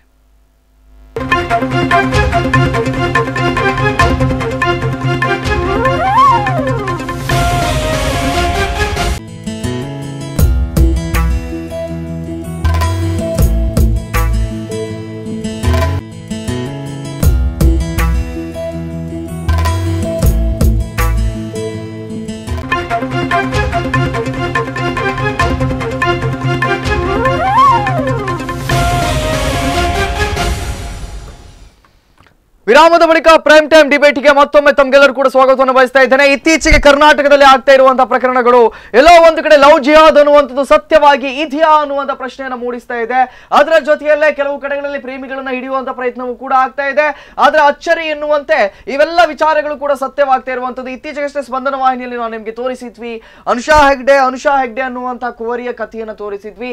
ಅದರ ಜೊತೆಯಲ್ಲಿಯೇ ಗಾಂಜಾ ವ್ಯಾಪಾರಿ ಓರ್ವ ಹೇಗೆ ಒಂದು ಹುಡುಗಿಯನ್ನ ಆಮಿಷಕ್ಕೆ ಒಳಪಡಿಸಿದ್ದ ಅಥವಾ ಮತಾಂತರವನ್ನು ಮಾಡಿದ್ದ ಅನ್ನುವಂಥದ್ದನ್ನ, ಇದರ ಜೊತೆಯಲ್ಲೇ ಹಿಸ್ಟ್ರಿಯನ್ನ ತೆಗೆದು ನೋಡಿದಾಗ ಕೂಡ ಅನೇಕರು ಇವತ್ತು ಇಸ್ರೇಲಿಗೆ ಅವರನ್ನ ಅಥವಾ ಉಗ್ರಗಾಮಿಗಳಾಗಿ ಅವರನ್ನ ಪರಿವರ್ತನೆ ಮಾಡುವಂತ ಕೆಲಸಗಳು ಆಗ್ತಾ ಇವೆ ಅನ್ನುವಂತಹ ವಿಚಾರಗಳು. ಆದ್ರೆ ಇಲ್ಲಿ ನಾವು ಗಮನಿಸಬೇಕಾಗಿರುವಂತಹ ವಿಚಾರ, ಈ ವಿಚಾರಗಳನ್ನ ಇಟ್ಟುಕೊಂಡು ಈ ವಿಷಯಗಳನ್ನ ಅಥವಾ ಈ ಸನ್ನಿವೇಶಗಳನ್ನ ಇಟ್ಟುಕೊಂಡು ಒಂದು ಧರ್ಮವೇ ಸರಿ ಇಲ್ಲ ಅಂತ ಹೇಳುವಂಥದ್ದು ಎಷ್ಟರ ಮಟ್ಟಿಗೆ ಸರಿ? ಈ ಪ್ರಶ್ನೆಯನ್ನು ನಾನು ರೈಸ್ ಮಾಡ್ತೇನೆ. ನಿಮ್ಮ ಕರೆಗಳನ್ನು ಕೂಡ ಇನ್ನು ಮುಂದೆ ಸ್ವೀಕರಿಸ್ತೇನೆ. ನಮ್ಮೊಟ್ಟಿಗೆ ವಿಜಯ್ ಕುಮಾರ್ ಅವರು ಸರ್, ತಮಗೆ ಮತ್ತೊಮ್ಮೆ ಕಾರ್ಯಕ್ರಮಕ್ಕೆ ಸ್ವಾಗತ. ಅದ್ರ ಜೊತೆಯಲ್ಲಿ ನಮ್ಮೊಟ್ಟಿಗೆ ಕಪಿಲಾಶ್ರಮದ ಉತ್ತರಕಾಶಿಯ ಸ್ವಾಮೀಜಿಗಳು ನಮ್ಮೊಟ್ಟಿಗೆ ನೇರ ಸಂಪರ್ಕದಲ್ಲಿ ಇನ್ನೂ ಕೂಡ ಇರ್ತಾರೆ. ಸರ್ ಸ್ವಾಮೀಜಿ, ತಮಗೂ ಕೂಡ ಕಾರ್ಯಕ್ರಮಕ್ಕೆ ಸ್ವಾಗತ. ಸ್ವಾಮೀಜಿ, ನಾನು ಆರಂಭದಲ್ಲಿ ತಮ್ಮ ಹತ್ರ ಪ್ರಶ್ನೆ ಕೇಳಲಿಕ್ಕೆ ಇಷ್ಟಪಡ್ತೇನೆ. ಇಂತಹ ಒಂದೆರಡು ಪ್ರಕರಣಗಳು ಬೆಳಕಿಗೆ ಬಂತು ಅನ್ನುವ ಮಾತ್ರಕ್ಕೆ ಇಸ್ಲಾಂ ಧರ್ಮವೇ ಸರಿ ಇಲ್ಲ, ಇಸ್ಲಾಂ ಧರ್ಮದಲ್ಲಿ ಪ್ರೀತಿಯನ್ನ ಮಾಡುವಂತದ್ದೇ ತಪ್ಪು, ಹಿಂದೂ ಹುಡುಗಿಯರು ಇಸ್ಲಾಂ ಧರ್ಮಕ್ಕೆ ಪ್ರೀತಿ ಮಾಡುವಂತದ್ದೇ ತಪ್ಪು ಅಂತ ಹೇಳುವಂತದ್ದು ಎಷ್ಟರ ಮಟ್ಟಿಗೆ ಸರಿ? ತಮಗೇನು ಅನ್ಸುತ್ತೆ? ಖಂಡಿತವಾಗಿಯೂ ಇಸ್ಲಾಂ ಅನ್ನ ನಾವು ವಿರೋಧ ಮಾಡ್ತೇವೆ ಅಂತ ಎಲ್ಲಿಯೂ ಹೇಳಿದ್ದಲ್ಲ. ಅಲ್ಲಿ ಸ್ಪಷ್ಟತೆ ಇದೆ. ಯಾರೂ ಸಮೇತ, ಯಾವುದೇ ಸಂಘಟನೆ ಸಮೇತ ಇದುವರೆಗೆ ಇಸ್ಲಾಂ ಅನ್ನ ವಿರೋಧ ಮಾಡ್ತದೆ ಅಂತಲ್ಲ. ಆದ್ರೆ ಇಸ್ಲಾಮಿನ ನಿಯಮ ಏನಿದೆ, ಆ ನಿಯಮದಲ್ಲಿ ಅವರ ನಿಯಮಕ್ಕೆ ಅವರು ವಿರೋಧವಾಗಿ ಹೋಗ್ತಾ ಇದ್ದಾರೆ ಅನ್ನೋದು ಇಲ್ಲಿ ಸೂಕ್ಷ್ಮವಾಗಿ ಉಲ್ಲೇಖ ಮಾಡಬೇಕಾಗಿರುವಂತದ್ದು. ಒಂದು, ಅವರಲ್ಲೇ ಹೇಳತ್ತೆ ಪರಸ್ತ್ರೀಯನ್ನ ನಾನು ನೋಡಬಾರದು ಅಂತ ಅವರ ಕುರಾನ್ ಅಲ್ಲೇ ಹೇಳತ್ತೆ. ಪರಸ್ತ್ರೀಯನ್ನ ನೋಡಬಾರದು, ತಲೆ ಎತ್ತಿ ನೋಡಬಾರದು, ಇನ್ನೊಂದು ಮದುವೆಗೆ ಮುಂಚಿತವಾಗಿ ಇನ್ನೊಂದರನ್ನ ಪ್ರೇಮ ಮಾಡಬಾರದು ಅಂತ ಅವರ ಪರಂಪರೆಯಲ್ಲೇ ಹೇಳತ್ತೆ. ಆದ್ರೆ ಅವರು ಅದಕ್ಕೆ ವಿರೋಧವಾಗಿ ಹೋಗ್ತಾ ಇದ್ದಾರೆ ಅಂತ ಹೇಳಿ ಆದ್ರೆ ಅದನ್ನ ವಿರೋಧ ಮಾಡ್ತಾ ಇದ್ದೇವೆ ನಾವು. ಹಾಗಾದ್ರೆ ಸ್ವಾಮೀಜಿ, ನಾನು ಮತ್ತೊಮ್ಮೆ ಕ್ಲಿಯರ್ ಮಾಡ್ಲಿಕ್ಕೆ ಇಷ್ಟಪಡ್ತೇನೆ. ತಮ್ಮ ಪ್ರಕಾರವೇ ಹೋಗುದು ಆದ್ರೆ ಇಸ್ಲಾಂ ಧರ್ಮವೇ ಹೇಳ್ತದೆ ಪರಸ್ತ್ರೀಯನ್ನ ಕಣ್ಣೆತ್ತಿ ನೋಡ್ಬೇಡ, ಅಥವಾ ಪರಸ್ತ್ರೀಯನ್ನ ಆಕೆಯ ಆಮಿಷಕ್ಕೆ ಒಡ್ಡುವಂಥದ್ದು ಅಥವಾ ಅಂತಹ ಕೆಲಸಗಳನ್ನ ಮಾಡಬೇಡ ಅಂತ ಹೇಳಿ ಇಸ್ಲಾಂ ಧರ್ಮವೇ ಹೇಳ್ತದೆ. ಹಾಗಾದ್ರೆ ಲವ್ ಜಿಹಾದ್ ಮತಾಂತರವನ್ನ ಮಾಡ್ಲಿಕ್ಕೆ ಅಥವಾ ಇಸ್ಲಾಂ ಧರ್ಮವನ್ನ ಮಾತ್ರ ದೂಷಿಸ್ಲಿಕ್ಕೆ ಅಲ್ಲ ಅಂತಾಯ್ತು. ಖಂಡಿತವಾಗಿಯೂ ಹಾಗೆಂತಲ್ಲ. ತಮ್ಮೊಟ್ಟಿಗೆ ಚರ್ಚೆನ ಮಾಡ್ತೇನೆ. ಒಂದು ಕರೆಯನ್ನು ನಾನು ಸ್ವೀಕರಿಸ್ತೇನೆ. ತಮ್ಮ ಹೆಸರು ಮತ್ತು ಎಲ್ಲಿಂದ ಕರೆ ಮಾಡ್ತಾ ಇದ್ದೀರಿ? ಹಲೋ, ತಮ್ಮ ಹೆಸರು ಮತ್ತು ಎಲ್ಲಿಂದ ಕರೆ ಮಾಡ್ತಾ ಇದ್ದೀರಿ? ನಾನು ಸುಬ್ರಹ್ಮಣ್ಯ ಅಂತ. ಸುಬ್ರಹ್ಮಣ್ಯ ಅವರು ಹೇಳಿ. ಸುಬ್ರಹ್ಮಣ್ಯ ಅವರೇ, ನೋಡಿ, ಲವ್ ಜಿಹಾದ್ ಅಂತ ಹೇಳುವಂತದ್ದು ನಾವು ಎಲ್ಲಾ ಲವ್ ಕೇಸಿಗೂ ಹೇಳಲಿಕ್ಕೆ ಆಗುದಿಲ್ಲ. ಆದ್ರೆ ಒಂದು ಹೇಳಿದ್ರೆ, ಮುಸ್ಲಿಮರು ಹೇಗೆ ಹಿಂದೂ ಹುಡುಗಿಯರನ್ನು ಮರಳು ಮಾಡಿ ಮದುವೆ ಆಗ್ತಾರೋ ಹಾಗೆ ಹಿಂದೂಗಳು ಮಾಡ್ತಾರ ನಾನು ಕೇಳುವಂತದ್ದು. ಎರಡೂ ಕಡೆಯಿಂದ ಸಹ ಒಂದು ಸಮ ರೀತಿಯಲ್ಲಿ ಮುಸ್ಲಿಂ ಹುಡುಗಿಯರನ್ನು ಹಿಂದೂಗಳು ಮದುವೆ ಆಗುದು ಅಥವಾ ಹಿಂದೂ ಹುಡುಗಿಯರನ್ನು ಮುಸ್ಲಿಮರು ಮದುವೆ ಆಗುದು ಅಂತ ಇದ್ರೆ ಅಲ್ಲಿ ಸಮಾನತೆ ಇರ್ತದೆ. ಇಲ್ಲಿ ನಾವು ನೋಡ್ಬೇಕಾದ ವಿಷಯ ಅಂತ ಹೇಳಿದ್ರೆ, ಬರೇ ಮುಸ್ಲಿಮರು ಹಿಂದೂ ಹುಡುಗಿಯರನ್ನು ಮರಳು ಮಾಡಿ ಮದುವೆ ಆಗ್ತಿದ್ದಾರೆ. ಇದಕ್ಕೆ ನಾವು ಜಿಹಾದ್ ಅಂತ ಹೇಳ್ತೇವೆ. ಎರಡೂ ಕಡೆಯಿಂದ ಒಂದೇ ರೀತಿ ಇದ್ರೆ ಇಲ್ಲಿ ಪ್ರಾಬ್ಲಮೇ ಬರ್ತಿರ್ಲಿಲ್ಲ. ಎರಡೂ ಕಡೆಯಿಂದ ಒಂದೇ ರೀತಿ ಇದ್ದಿದ್ರೆ ಇಲ್ಲಿ ಪ್ರಾಬ್ಲಮೇ ಬರ್ತಾ ಇರ್ಲಿಲ್ಲ ಅನ್ನೋ ತಮ್ಮ ಮಾತು. ಸೊ ನಾನು ವಿಜಯ್ ಕುಮಾರ್ ಅವರಲ್ಲಿ ಬಹುಶಃ ಅನೇಕರ ಪ್ರಶ್ನೆ ಕೂಡ ಇದೇ ಆಗಿದೆ, ಅಲ್ಲಿ ಮೋಸ ಮಾಡುವಂತ ಅವಶ್ಯಕತೆ ಏನಿದೆ? ಇವತ್ತು ಪ್ರೀತಿ ಅಂತಿದ್ರೆ ನೇರವಾಗಿ ಹೇಳ್ಬೋದು, ಇಲ್ಲ ನಾನು ಬಡತನದಲ್ಲಿ ಇದ್ದೇನೆ, ಈ ರೀತಿ ಆ ರೀತಿ ಅಂತ ಹೇಳ್ಬೋದು. ಅದರ ಬದಲಿಗೆ ಅನುಷಾ ಹೆಗ್ಡೆ ಇತ್ತೀಚೆಗೆ ಪ್ರಕರಣ ಬಂತು, ಮದುವೆ ಆದ ಬಳಿಕ ಗೊತ್ತಾದದ್ದು ಆ ಪುಣ್ಯಾತ್ಮನಿಗೆ ಆಲ್ರೆಡಿ 2 ಮದುವೆ ಆಗಿದೆ, ಅದು ಕೂಡ ಕೈಕೊಟ್ಟಿದ್ದಾನೆ ಅನ್ನುವಂಥ ವಿಚಾರ. ನಾನು ತಮ್ಮಲ್ಲಿ ತಾವು ಯಾವುದಾದ್ರೂ ಒಂದು ಉದಾಹರಣೆಯನ್ನು ನೀಡುವುದಾದ್ರೆ, ಒಂದು ಪ್ರಸಂಗವನ್ನ ವಿವರಣೆಯನ್ನು ನೀಡುವುದಾದ್ರೆ ತಾವು ಯಾವುದನ್ನು ನೆನಪು ಮಾಡ್ಕೊಳ್ತೀರಿ? ಈಗ ತಾನೇ ಇತ್ತೀಚೆಗೆ ಒಂದು ಮೆಡಿಕಲ್ ಕಾಲೇಜಿನ ಓದ್ತಾ ಇರುವಂಥ ಹುಡುಗಿಯನ್ನು ಅದೇ ಕಾಲೇಜಿಗೆ ಹೋಗುವಂಥ ಒಬ್ಬ ಹುಡುಗ ಮೋಸದಿಂದ ಲವ್ ಜಿಹಾದ್ನ ಇದರಲ್ಲಿ ಮದುವೆ ಆದ. ಅದಕ್ಕೆ ಆ ಹುಡುಗಿಯ ತಂದೆ ಸುಪ್ರೀಂ ಕೋರ್ಟಿಗೆ ಹೋದರು. ಸುಪ್ರೀಂ ಕೋರ್ಟು ಇದನ್ನು ಸಂಪೂರ್ಣ ಇದು ಲವ್ ಜಿಹಾದ್ ಅಂತೇಳಿ ನಿರ್ಧಾರ ಮಾಡಿ ರಾಷ್ಟ್ರೀಯ ತನಿಖಾ ದಳಕ್ಕೆ ಅದನ್ನು ತನಿಖೆಗೆ ಆದೇಶ ಮಾಡಿದರು. ಇತ್ತೀಚೆಗೆ ಇದೇ ವರ್ಷದಲ್ಲಿ ರಾಷ್ಟ್ರೀಯ ತನಿಖಾ ದಳ ಇದನ್ನು ತನಿಖೆ ಮಾಡಿದಾಗ 99 ಕೇಸ್ ಇವತ್ತು ಲವ್ ಜಿಹಾದ್ ಅಂತೇಳಿ ನಿರ್ಧಾರ ಮಾಡಿದ್ದಾರೆ. ಅದು ಈಗ ತನಿಖೆಯಲ್ಲಿ ಇದೆ. ಇದರಲ್ಲಿ ಅದು ತನಿಖೆ ಬೆಳಕಿಗೆ ಬಂದ ನಂತರ ಅದು ಸ್ಪಷ್ಟವಾಗಿ ಗೊತ್ತಾಗ್ತದೆ ಯಾವ ರೀತಿ ಒಂದು ಲವ್ ಜಿಹಾದ್ನ ಒಂದು ಷಡ್ಯಂತ್ರ ನಡೀತದೆ ಅಂತೇಳಿ ತಮಗೆಲ್ಲರಿಗೂ ಗೊತ್ತಾಗಲಿಕ್ಕಿದೆ. ಇನ್ನು ಅನೇಕ ಇದು ಪ್ರಸಂಗಗಳು ಇವತ್ತು ಈ ರೀತಿ ನಡೀತಾ ಇದೆ, ಅದು ಬೆಳಕಿಗೆ ಬರ್ತಾ ಇಲ್ಲ. ಇವತ್ತು ಅದಕ್ಕೆ ಯಾವುದೇ ಒಂದು ರೀತಿಯ ಇವತ್ತು ಒಂದು ಷಡ್ಯಂತ್ರ, ದೊಡ್ಡ ರೀತಿಯ ಒಂದು ಷಡ್ಯಂತ್ರ ಇದೆ ಅಂತೇಳಿ ನಾವು ಹೇಳ್ಬೋದು. ಇದನ್ನು ದೊಡ್ಡ ರೀತಿಯ ಷಡ್ಯಂತ್ರ ಹೇಳ್ತಾ ಇದ್ದೀವಿ ನಾವು. ಆದ್ರೆ ಈ ಷಡ್ಯಂತ್ರಗಳು ಯಾಕೆ ಅನ್ನೋದು ಬೇಕಲ್ಲ. ಇದು ಒಟ್ಟಾರೆ ನಮ್ಮ ದೇಶ, ಇಡೀ ಜಗತ್ತನ್ನು ಒಂದು ಕಡೆಯಿಂದ ಇಸ್ಲಾಮೀಕರಣ ಮಾಡಬೇಕೆನ್ನುವಂಥ ಒಂದು ಉದ್ದೇಶ ಅವ್ರದ್ದಾದ್ರೆ, ಅದಕ್ಕೆ ಬೇರೆ ಬೇರೆ ರೀತಿಯ ಒಂದು ನಮ್ಮ ಹಿಂದೂಗಳನ್ನು ಸಂಖ್ಯೆ ಕಡಿಮೆ ಮಾಡುವಂತದ್ದು ಒಂದು ಉದ್ದೇಶ. ಸೊ ಹಿಂದೂಗಳ ಸಂಖ್ಯೆಯನ್ನು ಕಡಿಮೆ ಮಾಡುವಂತದ್ದು ತಮ್ಮ ಉದ್ದೇಶ. ಸಂಖ್ಯೆ ಒಂದು ಕಡಿಮೆ ಆದ್ರೆ ಅವರಲ್ಲಿ ಒಂದು 10 ಹೆಣ್ಮಕ್ಳನ್ನು ಹಡೆದು. ಈ ಕುರಿತಾಗಿ ಕೂಡ ನಾವು ಚರ್ಚೆಯನ್ನು ಮಾಡ್ತೇವೆ. ಇನ್ನೊಂದು ಕರೆಯನ್ನು ನಾನು ಸ್ವೀಕರಿಸ್ತೇನೆ. ತಮ್ಮ ಹೆಸರು ಮತ್ತು ಎಲ್ಲಿಂದ ಕರೆ ಮಾಡ್ತಾ ಇದ್ದೀರಿ? ಮಹೇಶ್ ಅಂತ ಉಡುಪಿಯಿಂದ. ಹೇಳಿ ಮಹೇಶ್ ಅವರೇ. ಏನಂದ್ರೆ ಇವತ್ತು ಲವ್ ಜಿಹಾದ್ ಖಾಲಿ ಮುಸ್ಲಿಮರಿಗೆ ನಾವು ದೂರಿದ್ರಾಗುದಿಲ್ಲ. ಯಾಕಂದ್ರೆ ಇವತ್ತು ನಮ್ಮ ಹುಡುಗಿಯರು ಕೂಡ ಸ್ವಲ್ಪ ನೋಡ್ಕೊಳ್ಬೇಕಾಗ್ತದೆ ಸರ್. ಇವತ್ತು ಎಲ್ಲ ದಿಕ್ಕಲ್ಲಿ ನೋಡಿದ್ರು, ಎಲ್ಲಿ ನೋಡಿದ್ರು ಸಿಕ್ಕಿ ಬೀಳುವಂತದ್ದು. ಅವರನ್ನ ಯಾರು ಎಳ್ಕೊಂಡು ಹೋಗುವಂತ ವಿಚಾರ ಅಲ್ಲ. ಈ ಮುಸ್ಲಿಮರಿಂದ ಅವರು ಕೂಡ ಹೋಗ್ತಾರೆ. ಮೊದಲು ನಾವು ಪೋಷಕರು ಏನ್ ಮಾಡ್ಬೇಕು, ಸ್ವಲ್ಪ ನಮ್ಮ ಮಕ್ಕಳು ಎಲ್ಲಿ ಹೋಗ್ತಾರೆ ಅನ್ನುವಂಥದ್ದು ಮೊದಲು ನೋಡ್ಕೊಳ್ಬೇಕಾಗ್ತದೆ. ಆಗಿರ್ಬೋದು. ಮಹೇಶ್ ಅವರು ತಮ್ಮ ಕರೆಗಾಗಿ ಧನ್ಯವಾದವನ್ನು ಸಲ್ಲಿಸ್ತಾ ಇದ್ದೇನೆ. ನಿಜಕ್ಕೆ ಇವತ್ತು ಗಂಭೀರ ಸ್ವರೂಪವನ್ನು ಪಡೆದುಕೊಂಡಿದೆ ಈ ಒಂದು ವಿಚಾರ. ಇವತ್ತು ಈ ಹಿಂದಿನ ಪ್ರಕರಣವೇ ಹೇಳುವುದಾದ್ರೆ, ಗಾಂಜಾ ವ್ಯಾಪಾರಿ ಆತ, ಅವನ ಬಂಡವಾಳ ಏನು ಗೊತ್ತಿಲ್ಲದೆ ಆ ಹೆಣ್ಣು ಮಗು ಹೋಗಿ ಅವನನ್ನ ಲವ್ ಅಂತ ಹೇಳಿ ಮ್ಯಾರೇಜ್ ಮಾಡ್ತೇನೆ ನಾನು ಅಂತ ಹೇಳಿ ಓಡಿ ಹೋಗ್ಬಿಟ್ಲು. ಆದ್ರೆ ಅದಾದ ಬಳಿಕ ಅದೇ ವಿಚಾರ ಲವ್ ಜಿಹಾದ್ ಅಂತ ಹೇಳಿ ಕೋಮು ಗಲಭೆಗಳನ್ನ ಹುಟ್ಟಿ ಹಾಕ್ಲಿಕ್ಕೆ ತಾವೆಲ್ಲರೂ ಶುರು ಮಾಡಿಬಿಟ್ರಿ. ಇದೇ ಆಗ್ತಾ ಇರುವಂತದ್ದು ಇವತ್ತಿನ ಪ್ರಸ್ತುತ ಸಮಾಜದಲ್ಲಿ. ಮಹೇಶ್ ಅವರು ಒಂದು ಉತ್ತಮ ಒಂದು ಧಾರಣೆ ಕೊಟ್ಟರದು. ನಿಜವಾಗಿ ನಮ್ಮ ಹಿಂದೂಗಳು ಇದರ ಬಗ್ಗೆ ಗಂಭೀರವಾಗಿ ಚಿಂತನೆ ಮಾಡಬೇಕಾಗಿದೆ. ಇವತ್ತು ನಮ್ಮ ಹಿಂದೂ ಹೆಣ್ಣು ಮಕ್ಕಳು ಇವತ್ತು ನಮ್ಮ ಸ್ವಾಮೀಜಿಯವರಾಗ ಪ್ರಸ್ತಾಪ ಮಾಡಿದರು, ಹಿಂದೂ ಧರ್ಮದ ಒಂದು ಶ್ರೇಷ್ಠತೆ, ನಮ್ಮ ಸಂಸ್ಕೃತಿ, ನಮ್ಮ ಸಂಸ್ಕಾರ, ನಮ್ಮದು ಆಚರಣೆಗಳು, ಇದನ್ನು ನಾವು ತಪ್ಪದೇ ಆಚರಣೆಗಳನ್ನು ಮಾಡ್ತಾ ಹೋದರೆ ಯಾವೊಬ್ಬ ಮತಾಂಧ, ಯಾವೊಬ್ಬ ಕಾಮುಕನಿಗೂ ಕೂಡ ಈ ಒಂದು ಮೋಸದಿಂದ ನಮ್ಮ ಹೆಣ್ಣು ಮಕ್ಕಳನ್ನು ಕೊಂಡೋಗ್ಲಿಕ್ಕೆ ಸಾಧ್ಯನೇ ಇಲ್ಲ. ಅಂಥ ಒಂದು ಸ್ಥಿತಿ ಇವತ್ತಿನ ದಿನದ ಒಂದು ಪರಿಸ್ಥಿತಿಯನ್ನು ನೋಡಿದಾಗ ಮಹೇಶ್ರು ಹೇಳಿದಾಗೆ, ಇವತ್ತು ನಮ್ಮ ಹೆಣ್ಣು ಮಕ್ಕಳು ಒಂದು ಕುಂಕುಮ ಇಡಲಿಕ್ಕೆ ನಾಚಿಕೆ ಪಡ್ತಾರೆ. ಆ ಕುಂಕುಮದ ಮಹತ್ವ ಯಾಕೆ, ಅದರ ಮಹತ್ವ ಗೊತ್ತಿಲ್ಲ ಅವರಿಗೆ. ನಿಜವಾಗಿ ಒಂದು ಕುಂಕುಮ ಇಟ್ಟರೆ ಅಲ್ಲಿ ದುರ್ಗಾದೇವಿಯ ಶಕ್ತಿ ಜಾಗೃತ ಆಗ್ತದೆ ಹೆಣ್ಣು ಮಕ್ಕಳಿಗೆ. ಆ ಹೆಣ್ಣು ಮಕ್ಕಳಿಗೆ ಜಾಗೃತ ಆದ ದುರ್ಗಾದೇವಿಯ ಶಕ್ತಿಯಿಂದಾಗಿ ಯಾವ ಸಾಧ್ಯನೇ ಇಲ್ಲ. ನಮ್ಗಾಗಾದ್ರೆ ಫ್ರೀಡಮ್ ಇಲ್ವಾ? ಹಾಗಾದ್ರೆ ಫ್ರೀಡಮ್ ಇಲ್ಲ ಅಂತ ಸ್ಟಿಕ್ಕರ್ ಗಳನ್ನು ನೀವು ಹೇಳ್ದಾಗೆ ಇಡಬೇಕು, ಅಥವಾ ನೀವು ಹೇಳ್ದಾಗೆ ಮದುವೆ ಆಗ್ಬೇಕು, ನೀವು ಹೇಳ್ದಾಗೆ ಲವ್ ಮಾಡಬೇಕು, ನೀವು ಹೇಳ್ದಾಗೆ ಒಂದೇ ಧರ್ಮದಲ್ಲಿ ಇರಬೇಕು ಅಂತ ಹೇಳಿದ್ರೆ ನಮ್ಗೆ ಫ್ರೀಡಮ್ ಇಲ್ವಾ ಅಂತ ಹೇಳಿ ಯಾರಿಗೂ ಈಗ ಈ ಪ್ರಜಾಪ್ರಭುತ್ವ ಫ್ರೀಡಮ್ ಎನ್ನುವಂತಹ ಶಬ್ದದ ಅರ್ಥ ಏನು ಅನ್ನೋದನ್ನ ಮೊದಲು ವಿವರಣೆಯಾಗಿ ಕೇಳ್ಕೊಳ್ಬೇಕು ಅಂತ. ಅದರ ಅರ್ಥ ಫ್ರೀಡಮ್ ಅನ್ನುವಂಥದ್ದು ಇದ್ರೆ, ಆ ಫ್ರೀಡಮ್ ಅಂತ ಹೇಳಿದ್ರೆ ಈಗ ಫ್ರೀಡಮ್ ಇದೆ ಅಂತ. ಈಗ ಭಾರತಕ್ಕೆ ಸ್ವಾತಂತ್ರ್ಯ ಸಿಕ್ತು ಅಂತ ಹೇಳಿ ನಾವು ನಾಳೆ ಏನಾದ್ರೂ ವಿತೌಟ್ ಏನಾದ್ರೂ ಇನ್ಫಾರ್ಮೇಶನ್ ನೀವು ಮಿಜೋರಾಮಿಗೆ ಹೋಗ್ತೀರಿ ಅಂದ್ರೆ ನಿಮಗೆ ಪರ್ಮಿಷನ್ ಇಲ್ಲ, ಅಲ್ಲಿ ಏನು ಸ್ವಾತಂತ್ರ್ಯ ಇದೆಯಾ ಇಲ್ವಾ ಅನ್ನುವಂತ ಪ್ರಶ್ನೆನೂ ಅಲ್ಲಿ ಬರೋದಲ್ಲ. ಅದು ಲಾಜಿಕ್ ಅಲ್ಲ. ಈ ಸ್ವಾತಂತ್ರ್ಯ ಅನ್ನುವಂತ ಪದಕ್ಕಿರುವಂತಹ ಅರ್ಥವನ್ನ ಈ ನೀಚ ಕೃತ್ಯಕ್ಕೋಸ್ಕರ ಅದನ್ನ ಹಾಳು ಮಾಡಬಾರದು. ಧರ್ಮವನ್ನ ಹಾಳು ಮಾಡ್ಲಿಕ್ಕೆ ಪ್ರಥಮವಾಗಿ ಅವರು ಉಪಯೋಗ ಮಾಡಿರುವಂತಹ ಶಬ್ದವೇ ಫ್ರೀಡಮ್ ಆಫ್ ಆಕ್ಟ್ ಅಂತ ಹೇಳಿ. ಈ ಫ್ರೀಡಮ್ ಅಂತ ಹೇಳ್ಕೊಂಡು ಫೈಟ್ ಮಾಡಿ ಮಹಿಳೆಯರನ್ನ ಒಂದು ಎತ್ತಿ ಕಟ್ಟಿದ್ರು. ಆ ಎತ್ತಿ ಕಟ್ಟಿದ್ರು ತಪ್ಪು ಅಂತ ನಾನು ಹೇಳ್ತಾ ಇಲ್ಲ, ಆದ್ರೆ ಆ ಉದ್ದೇಶ ದುರುದ್ದೇಶವಾಗಿ ಪರಿಣಮಿಸಿದೆ ಅಂತ. ಉದ್ದೇಶವನ್ನು ದುರುದ್ದೇಶ ಮಾಡಿದ್ದಾರೆ ಅಂತ. ಆಗ ಸುಬ್ರಹ್ಮಣ್ಯಜಿ ಅವರು ಕಾಲ್ ಮಾಡಿದ್ರು, ಬಹಳ ಅದ್ಭುತವಾಗಿ ಒಂದು ಮಾತನ್ನ ಹೇಳಿದ್ರು. ಆದ್ರೆ ಅದಕ್ಕೊಂದು ಸಣ್ಣ ಅದರಲ್ಲಿದ್ದಂತಹ ಒಂದು ಪಾಯಿಂಟ್ ಅನ್ನ ಹೇಳಿ ಬಯಸ್ತೇನೆ. ಅವ್ರು ಹೇಳಿದ್ರು, ಈ ಇಸ್ಲಾಂ ಅವರು ಲವ್ ಜಿಹಾದ್ ಅಂತ ಹೇಳಿ ಅವರು ಹಿಂದೂಗಳನ್ನ ಇಸ್ಲಾಮಿಗೆ ತಗೊಂಡು ಹೋಗ್ತಾರೆ, ಅದೇ ರೀತಿ ಹಿಂದೂ ಸಂಘಟನೆಯು ಏನಾರು ಮಾಡತ್ತಾ ಅಂತ ಒಂದು ಪ್ರಶ್ನೆಯನ್ನ ಕೊಟ್ರು. ನನಗೆ ಅವ್ರಿಗೆ ಉತ್ತರ ಕೊಡೋದು ಈ ಮೂಲಕ ನಾನು ಉತ್ತರ ಕೊಡೋ ಬಯಸೋದೇನು ಅಂದ್ರೆ, ಕೆಸರಿಗೆ ನಾವು ಬೀಳೋದು, ನಮ್ಮ ಮೇಲೆ ಕೆಸರು ಬೀಳೋದು ಎರಡೂ ಒಂದೇ. ತೊಳ್ಕೊಳ್ಬೇಕಾಗಿರೋದು ನಾವೇ ಅಂತ, ತೊಳ್ಕೊಳ್ಬೇಕಾಗಿರೋದು ನಾವೇ. ಹಾಗಾಗಿ ಅಲ್ಲಿ ಮಹೇಶ್ ಅವರು ಬಹಳ ಅದ್ಭುತವಾಗಿ ಒಂದು ಪ್ರಶ್ನೆಯನ್ನ ಉತ್ತರವನ್ನ ಕೊಟ್ರು, ಅಲ್ಲಿ ಸೊಲ್ಯೂಷನ್ ಅನ್ನೇ ಕೊಟ್ರು.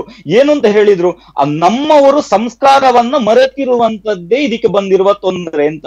ಅದಕ್ಕೆ ಅಲ್ಲಿ ವಿಜಯ್ ಅವರು ಬಹಳ ಅದ್ಭುತವಾಗಿ ಯಾವ ರೀತಿ ಸಂಸ್ಕೃತಿ ಮಾಡ್ತಾ ಇಲ್ಲ ಅನ್ನುವಂಥದ್ದನ್ನು ಹೇಳಿದ್ರು. ಕುಂಕುಮವನ್ನ ಹಾಕೊಂಡ್ರೆ ಕೇವಲ ದುರ್ಗಾ ಮಾತೆ ಅಂತಲ್ಲ, ಆ ಕುಂಕುಮದಲ್ಲಿ ಬಳಕೆಯಾದಂತಹ ಅಂಶಗಳೇನಿದೆ, ಅಲ್ಲಿ ಕ್ಯಾಲ್ಸಿಯಮಿಗೋಸ್ಕರ ಅತಿ ಹೆಚ್ಚಾಗಿ ಅದರಲ್ಲಿ ಸುಣ್ಣವನ್ನ ಬಳಸ್ತಾರೆ, ಸಾಲದೇ ಇರುವುದಕ್ಕೆ ನಿಂಬೆ ಹಣ್ಣಿನ ರಸವನ್ನ ಸೇರಿಸ್ತಾರೆ, ಅಲ್ಲದೆ ಇರುವುದಕ್ಕೆ ಅರಿಶಿನವನ್ನ ಸೇರಿಸ್ತಾರೆ. ಇದು ಮೂರನ್ನು ಸೇರಿಸಿ ಮಾಡಿರುವಂತಹ ಪವಿತ್ರವಾದಂತಹ ಕುಂಕುಮ, ಅದಕ್ಕೆ ಸಿಂಧೂರ ಅಂತ ಹೇಳ್ತಾರೆ. ಆ ಸಿಂಧೂರವನ್ನ ಇಟ್ಕೊಳ್ಳಿಕ್ಕೆ ಅದಕ್ಕೆ ವಿರೋಧವಾಗಿ ಇವತ್ತು ಮಿಷನರಿಗಳು ಹಾಗೂ ಇಸ್ಲಾಮಿಕ್ ಇದರೆರಡರ ಉದ್ದೇಶದಿಂದ ಶುರುವಾಗಿರುವಂತದ್ದು ಸ್ಟಿಕ್ಕರ್.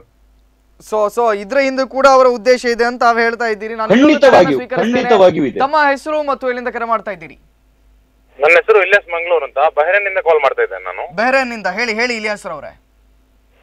ಸೊ ಲವ್ ಜಿಹಾದ್ ಬಗ್ಗೆ ಮುನ್ನೆಯಿಂದ ಚರ್ಚೆ ನಡೀತಾ ಇದೆ. ಮತ್ತೆ ಮತ್ತೊಂದು ಕಾನ್ಸೆಪ್ಟ್ ಬಂತು, ಆದ್ಯ ಅಂತ ಕೇರಳದವಳು, ಕೇರಳದವಳು ಲವ್ ಜಿಹಾದ್ಗೆ ಬಲಿ ಆಗಿದ್ದಲ್ಲ ಅಂತ. ಸೊ ಅದು ಹೆಂಗ್ ಹೇಳ್ತಾರೆ ಅಂತ ಗೊತ್ತಿಲ್ಲ, ಮೇ ಬಿ ಹೇಳ್ದಂತ ಪ್ರತಿನಿಧಿಗೆ ಗೊತ್ತಿಲ್ಲ ಅಂತ ಅನ್ಕೋತೇನೆ ನಾನು. 2013 ಅವರು ಸ್ವಯಂ ಅವರ ನಿರ್ಧಾರದಿಂದಲೇ ಅವರು ಏನು ಇಸ್ಲಾಂ ಅನ್ನ ಸ್ವೀಕರಣೆ ಮಾಡ್ತಾರೆ. ಆದ ನಂತರ 2016 ಅವರಿಗೆ ಅರೇಂಜ್ ಮ್ಯಾರೇಜ್ ಆಗುತ್ತೆ. ಸೊ ಇವಾಗ ಅವರಿಗೆ ಲವ್ ಜಿಹಾದ್ ಎಂಬ ಪಟ್ಟ ಕಟ್ಟಿದ್ದಾರೆ. ಸೊ ಹೆಂಗಾಗಿದೆ ಅಂತ ನಂಗೆ ಗೊತ್ತಿಲ್ಲ.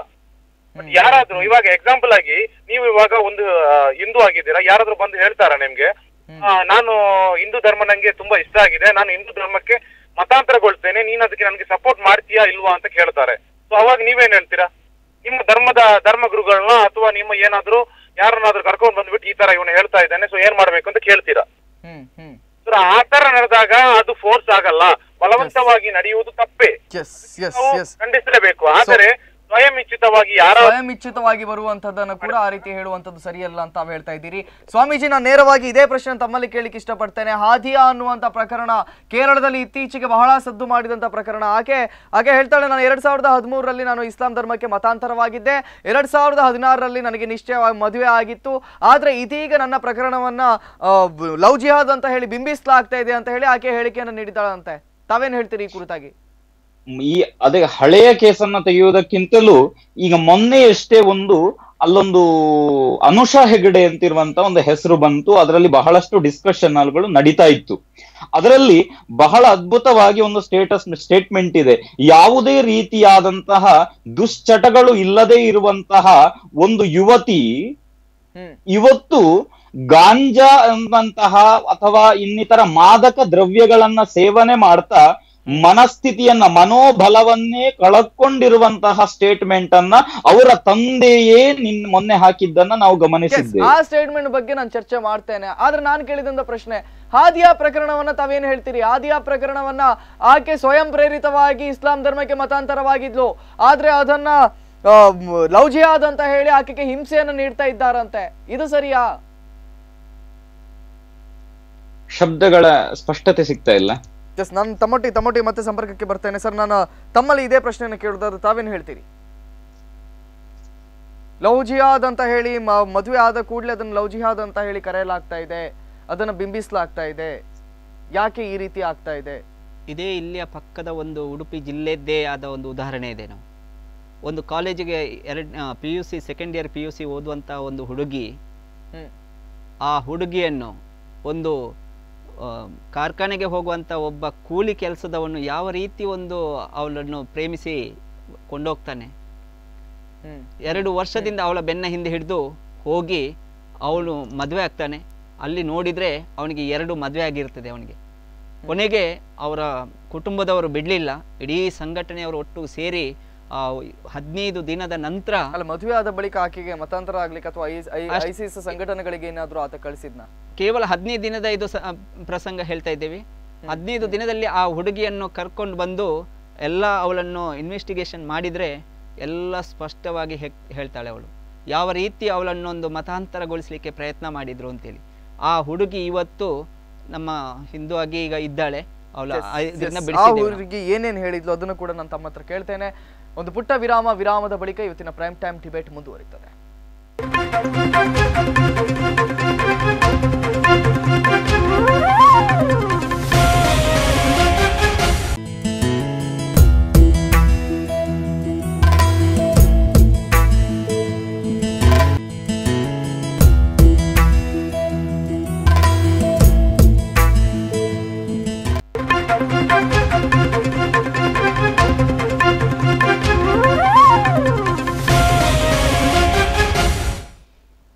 ವಿರಾಮದ ಬಳಿಕ ಮತ್ತೊಮ್ಮೆ ತಮಗೆಲ್ಲರೂ ಕೂಡ ಸ್ವಾಗತವನ್ನು ಬಯಸ್ತಾ ಇದ್ದೇವೆ. ಇವತ್ತಿನ ಪ್ರೈಮ್ ಟೈಮ್ ಡಿಬೇಟ್ ಮುಂದುವರಿತದೆ. ನಮ್ಮೊಟ್ಟಿಗೆ ಸ್ವಾಮೀಜಿಗಳು ವಿಶ್ವಗುರು ಭಾರತ ಪರಿಷತ್ತಿನ ಅಂತಾರಾಷ್ಟ್ರೀಯ ಉಪಾಧ್ಯಕ್ಷರಾಗಿರುವಂತಹ ಕಪಿಲಾಶ್ರಮದ ಶ್ರೀಗಳು ಉತ್ತರ ಕಾಶಿ ಮಠದಿಂದ ನಮ್ಮೊಟ್ಟಿಗೆ ನೇರ ಸಂಪರ್ಕದಲ್ಲಿದ್ದಾರೆ. ಸ್ವಾಮೀಜಿ, ತಮಗೆ ಮತ್ತೊಮ್ಮೆ ಕಾರ್ಯಕ್ರಮಕ್ಕೆ ಸ್ವಾಗತ. ತಮಗೂ ಕೂಡ ಕಾರ್ಯಕ್ರಮಕ್ಕೆ ಸ್ವಾಗತ. ನಾನು ಆರಂಭದಲ್ಲಿ ಒಂದು ಕರೆಯನ್ನು ಸ್ವೀಕರಿಸ್ತೇನೆ, ಅದಾದ ಬಳಿಕ ಚರ್ಚೆಯನ್ನು ಮುಂದುವರಿಸ್ತೇನೆ. ಕಡಿತಗೊಳ್ತು ಅಂತ ಕಾಣಿಸ್ತೇನೆ. ನಾನು ಸ್ವಾಮೀಜಿ, ನಾನು ಆರಂಭದಲ್ಲಿ ತಮ್ಮಲ್ಲಿ ಬ್ರೇಕು ಮೊದಲಿಗೆ ಕೆಲವು ಪ್ರಶ್ನೆಗಳನ್ನ ಕೇಳಿದ್ದೆ. ಏನಂತ ಎಲ್ಲೋ ಒಂದು ಕಡೆ ನೈತಿಕ ಪೊಲೀಸ್ಗಿರಿಯನ್ನ ನಂಗೆ ಅದಕ್ಕೆ ಇನ್ನೂ ಕೂಡ ಸ್ಪಷ್ಟವಾದ ಉತ್ತರ ನನಗೆ ಸಿಗ್ಲಿಲ್ಲ. ಇಲ್ಲ, ಇಲ್ಲಿ ಆಗ ಬಂದಿರುವಂತ ಪ್ರಶ್ನೆ, ಆಗ ದೂರವಾಣಿ ಸಂಪರ್ಕದಲ್ಲಿ ಒಂದು ಸಣ್ಣ ಪ್ರಾಬ್ಲಮ್ ಬಂತು. ಹಾದಿಯಾ ಪ್ರಕರಣವನ್ನ ಕೇಳಿದ್ವಿ. ಆ ಹಾದಿಯಾ ಪ್ರಕರಣದಲ್ಲಿ ಲವ್ ಜಿಹಾದ್ ಅಂದ್ರೆ ಅಲ್ಲಿ ಅವರ ತಂದೆ ಕೊಟ್ಟಿರುವಂತ ಸ್ಟೇಟ್ಮೆಂಟ್ ಅನ್ನ ನೀವು ಒಂದ್ ಸ್ವಲ್ಪ ನೋಡಿದ್ರೆ ನಿಮಗೆ ಅದರ ಇತಿಹಾಸವೇ ಸಿಗತ್ತೆ ನಿಮಗೆ ಅಂತ.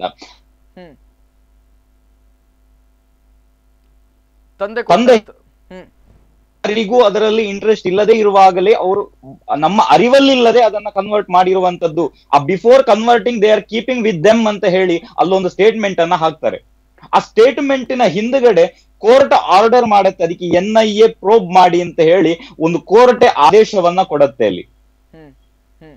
ಹಾಗಾಗಿ ಇದರ ಹಿಂದೆ ಕೇವಲ ಒಂದು ಕ್ಷಣಕ್ಕೋಸ್ಕರ ಅಥವಾ ಒಂದು ಇಸ್ಲಾಂ ಹುಡುಗನನ್ನ ಪ್ರೀತಿ ಮಾಡಿದ್ರು ಅನ್ನೋ ಒಂದೇ ಕಾರಣಕ್ಕೋಸ್ಕರ ಅದನ್ನ ವಿರೋಧ ಮಾಡ್ತೇವೆ ಅಂತ ಅಲ್ಲ.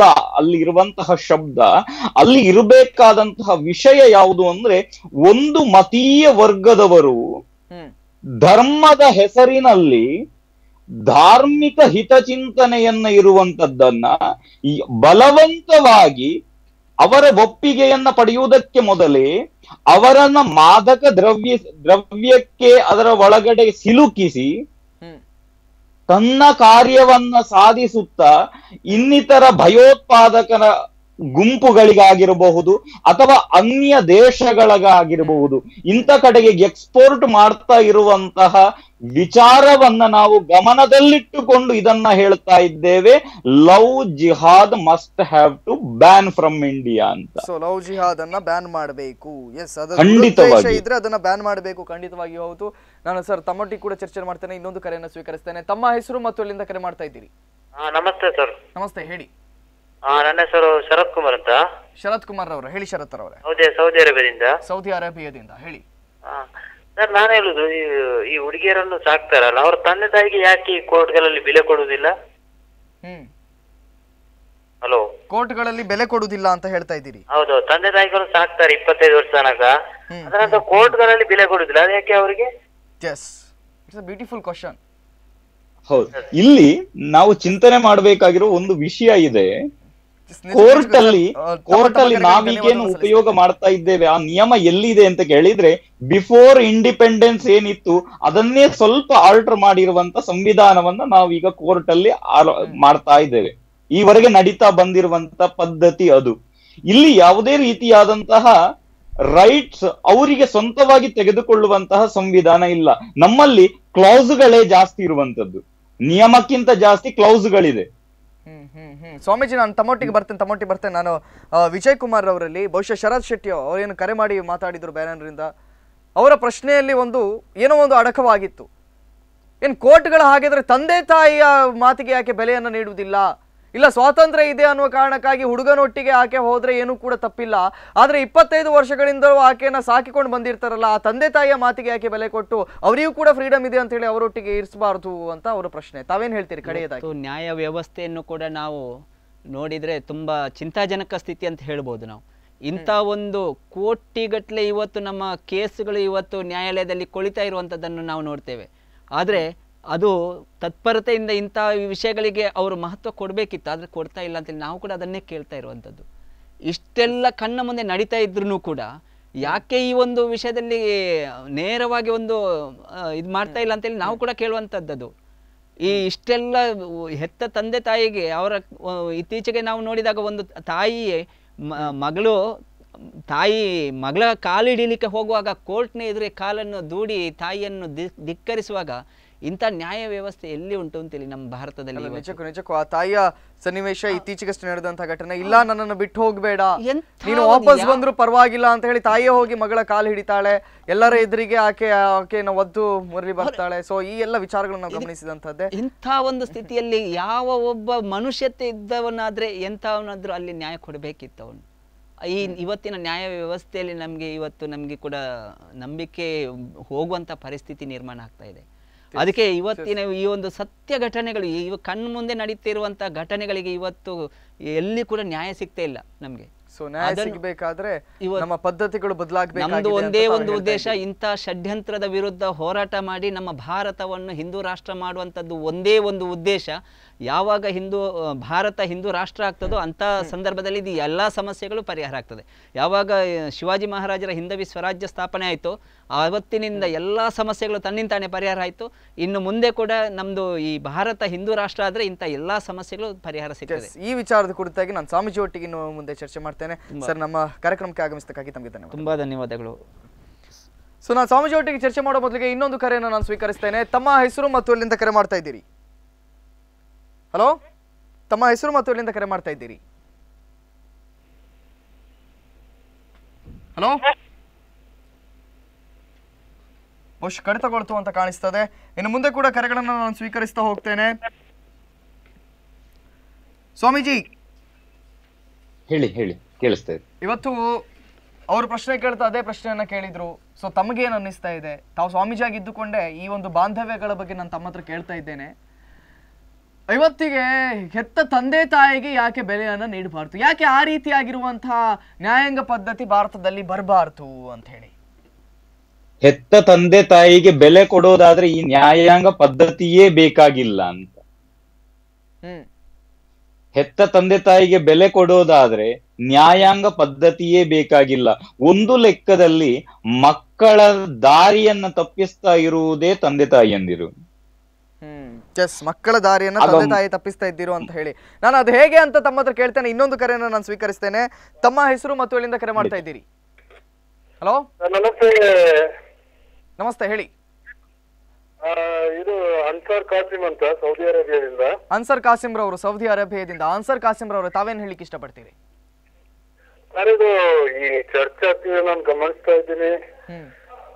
ಈಗ ಹಿಂದೆ ಕೋಬ್ರಾ ಸ್ಟಿಂಗ್ ಆಫೀಸ್ ನಲ್ಲಿ ಎಲ್ಲ ಲವ್ ಜಿಹಾದ್ ಬಗ್ಗೆ ಬಯಲಾಗಿತ್ತು, ಪರಿವಾರದವರ ಮುಖವಾಡ ಬಯಲಾಗಿತ್ತು.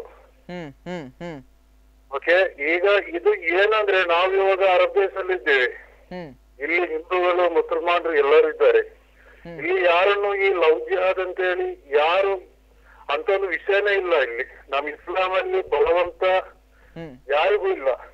ಆದ್ರೆ ಭಾರತದಲ್ಲಿ, ಅದರಲ್ಲೂ ಎಸ್ಪೆಷಲಿ ಕರಾವಳಿಯಲ್ಲಿ ಹೆಚ್ಚಾಗಿ ಈಗ ಚರ್ಚೆ ಆಗ್ತಿರುವಂತ ವಿಚಾರ ಇದೆ. ತಮ್ಗೇನ್ ಅನ್ಸುತ್ತೆ? ಹೌದೌದು, ಅದೇ ನಾನು ಹೇಳಿಲ್ಲ. ಇದು ಏನಂದ್ರೆ ಇವಾಗ ಸ್ವಾಮೀಜಿ ಹೇಳ್ತಾರೆ ಹಿಂದೂ ರಾಷ್ಟ್ರ ಮಾಡ್ತೀವಿ. ನಮ್ ದೇಶ ಹಿಂದೂ ಮುಸಲ್ಮಾನರು ಕ್ರೈಸ್ತರು ಎಲ್ಲ ಧರ್ಮದವರು ಒಟ್ಟಾಗಿ ಬಾಳುವಂತ ಒಂದು ಸುಂದರವಾದ ದೇಶ.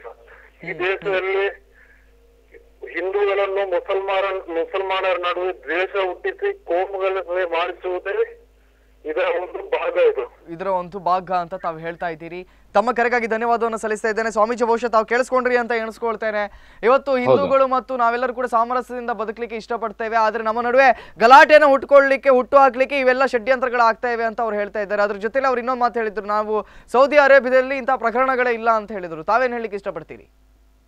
ಅಲ್ಲಿ ನಿಯಮ ಇದೆ, ಅಲ್ಲಿ ಅವರಿಗೆ ಒಂದು ನಿಯಮ ಇದೆ, ಅಲ್ಲಿ ಒಂದು ನಿಯಮ ಇದೆ, ಅಲ್ಲಿಯವರಿಗೆ ಒಂದು ನಿಯಮ ಇದೆ. ನಮ್ಮ ದೇಶದಲ್ಲಿ ನಿಯಮವನ್ನೇ ಪ್ರಶ್ನೆ ಮಾಡುವ ಮಟ್ಟಕ್ಕೆ ನಾವು ಬೆಳೆಸಿದ್ದೇವೆ.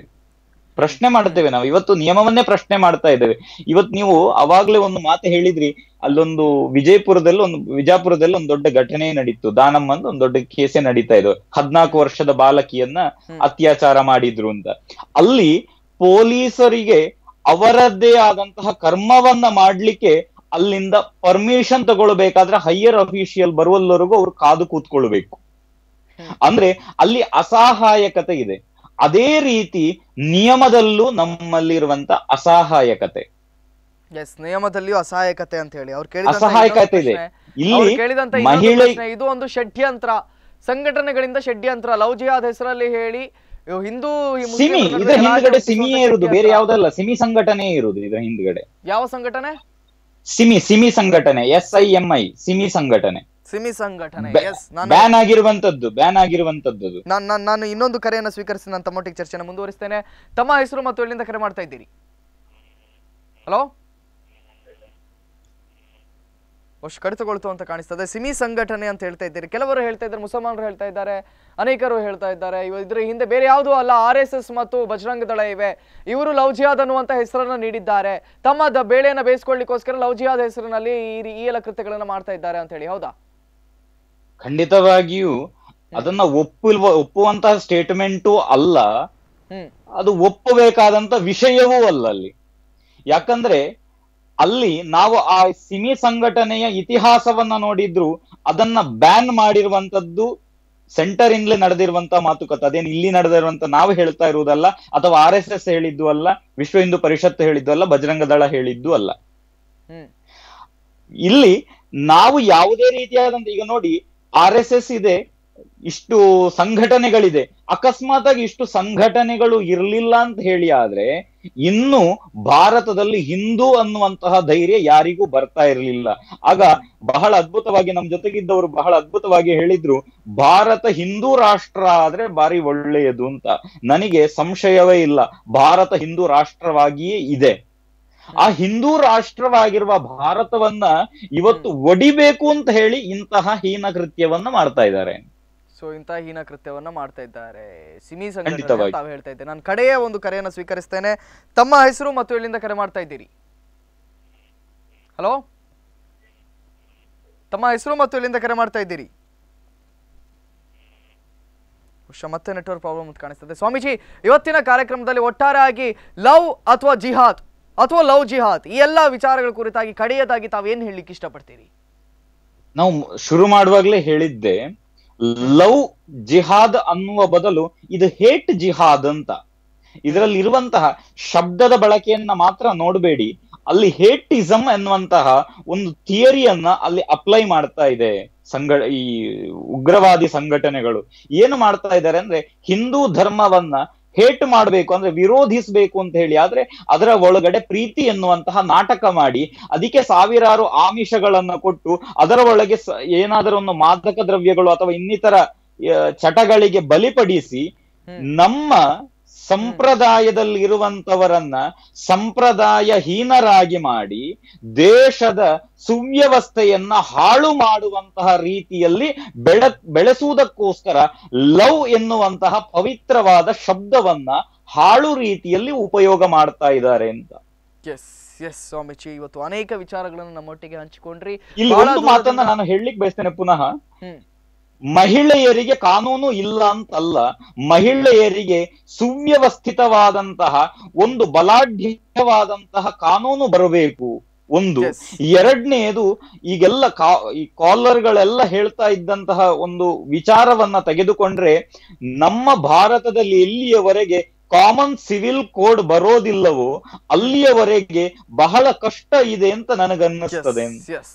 ನಿಜಕ್ಕೂ ಕಾಮನ್ ಸಿವಿಲ್ ಕೋಡ್ ನ ಅವಶ್ಯಕತೆ ಇದೆ ಅಂತ ಹೇಳಿ ಸ್ವಾಮೀಜಿ ಇವತ್ತು ಅನೇಕ ವಿಚಾರಗಳನ್ನು ನಮ್ಮೊಟ್ಟಿಗೆ ಹಂಚಿಕೊಂಡ್ರಿ. ಬಹಳ ದೂರದಿಂದ ನಮ್ಮೊಟ್ಟಿಗೆ ನೇರ ಸಂಪರ್ಕದಲ್ಲಿದ್ರಿ. ಕಾರ್ಯಕ್ರಮಕ್ಕೆ ನಮ್ಮೊಟ್ಟಿಗೆ ಸಂಪರ್ಕದಲ್ಲಿದ್ದಕ್ಕಾಗಿ ಧನ್ಯವಾದಗಳು. ಹರೇ ರಾಮ, ಶುಭಂ. ಸೊ ಇಲ್ಲಿಗೆ ಇವತ್ತಿನ ಕಾರ್ಯಕ್ರಮವನ್ನು ಮುಗಿಸ್ತಾ ಇದ್ದೇವೆ. ನಾಳೆ ಇನ್ನೊಂದು ಇಶ್ಯೂ ಒಟ್ಟಿಗೆ ಇದೇ ಹೊತ್ತಿನಲ್ಲಿ ನಾನು ನಿಮ್ಮನ್ನು ಭೇಟಿ ಆಗ್ತೇನೆ. ಆದರೆ ಕಡೆಯದಾಗಿ ನಾವು ಹೇಳೋದಂತೂ ಇಷ್ಟೇ, ಅದು ಯಾವ ಧರ್ಮಗಳ ನಡುವೆ ಆಗಲಿ ಅಥವಾ ಯಾವ ಜಾತಿಯ ನಡುವೆ ಪ್ರೀತಿ ಆಗಲಿ, ಪ್ರೀತಿ ಅದೊಂದು ಸ್ವಚ್ಛಂದವಾಗಿದ್ದರೆ ಖಂಡಿತವಾಗಿಯೂ ಅದಕ್ಕೆ ಬೆಲೆ ಇದೆ. ಆದರೆ ಬೇರೆ ಒಂದು ಆಮಿಷಗಳಿಗಾಗಿ ಅಥವಾ ಬೇರೆ ಕಾರಣಗಳಿಗಾಗಿ ಪ್ರೀತಿ ಮಾಡಿ ಆಕೆನ ಮೋಸ ಮಾಡುವಂಥದ್ದು ಅಥವಾ ಆಕೆನ ಗಾಂಜಾ ವ್ಯಸನಿಯಾಗಿ ಪರಿವರ್ತನೆ ಮಾಡುವಂಥದ್ದು, ಇದನ್ನು ಮಾತ್ರ ನಾವು ದ್ವೇಷಿಸ್ತೇವೆ ಅಂತ ಹೇಳ್ತಾ ಇವತ್ತಿನ ಕಾರ್ಯಕ್ರಮವನ್ನು ಮುಗಿಸ್ತಾ ಇದ್ದೇವೆ. ನಿರಂತರ ಸುದ್ದಿಗಳಿಗಾಗಿ ವೀಕ್ಷಿಸ್ತಾ ಇರಿ ಸ್ಪಂದನ.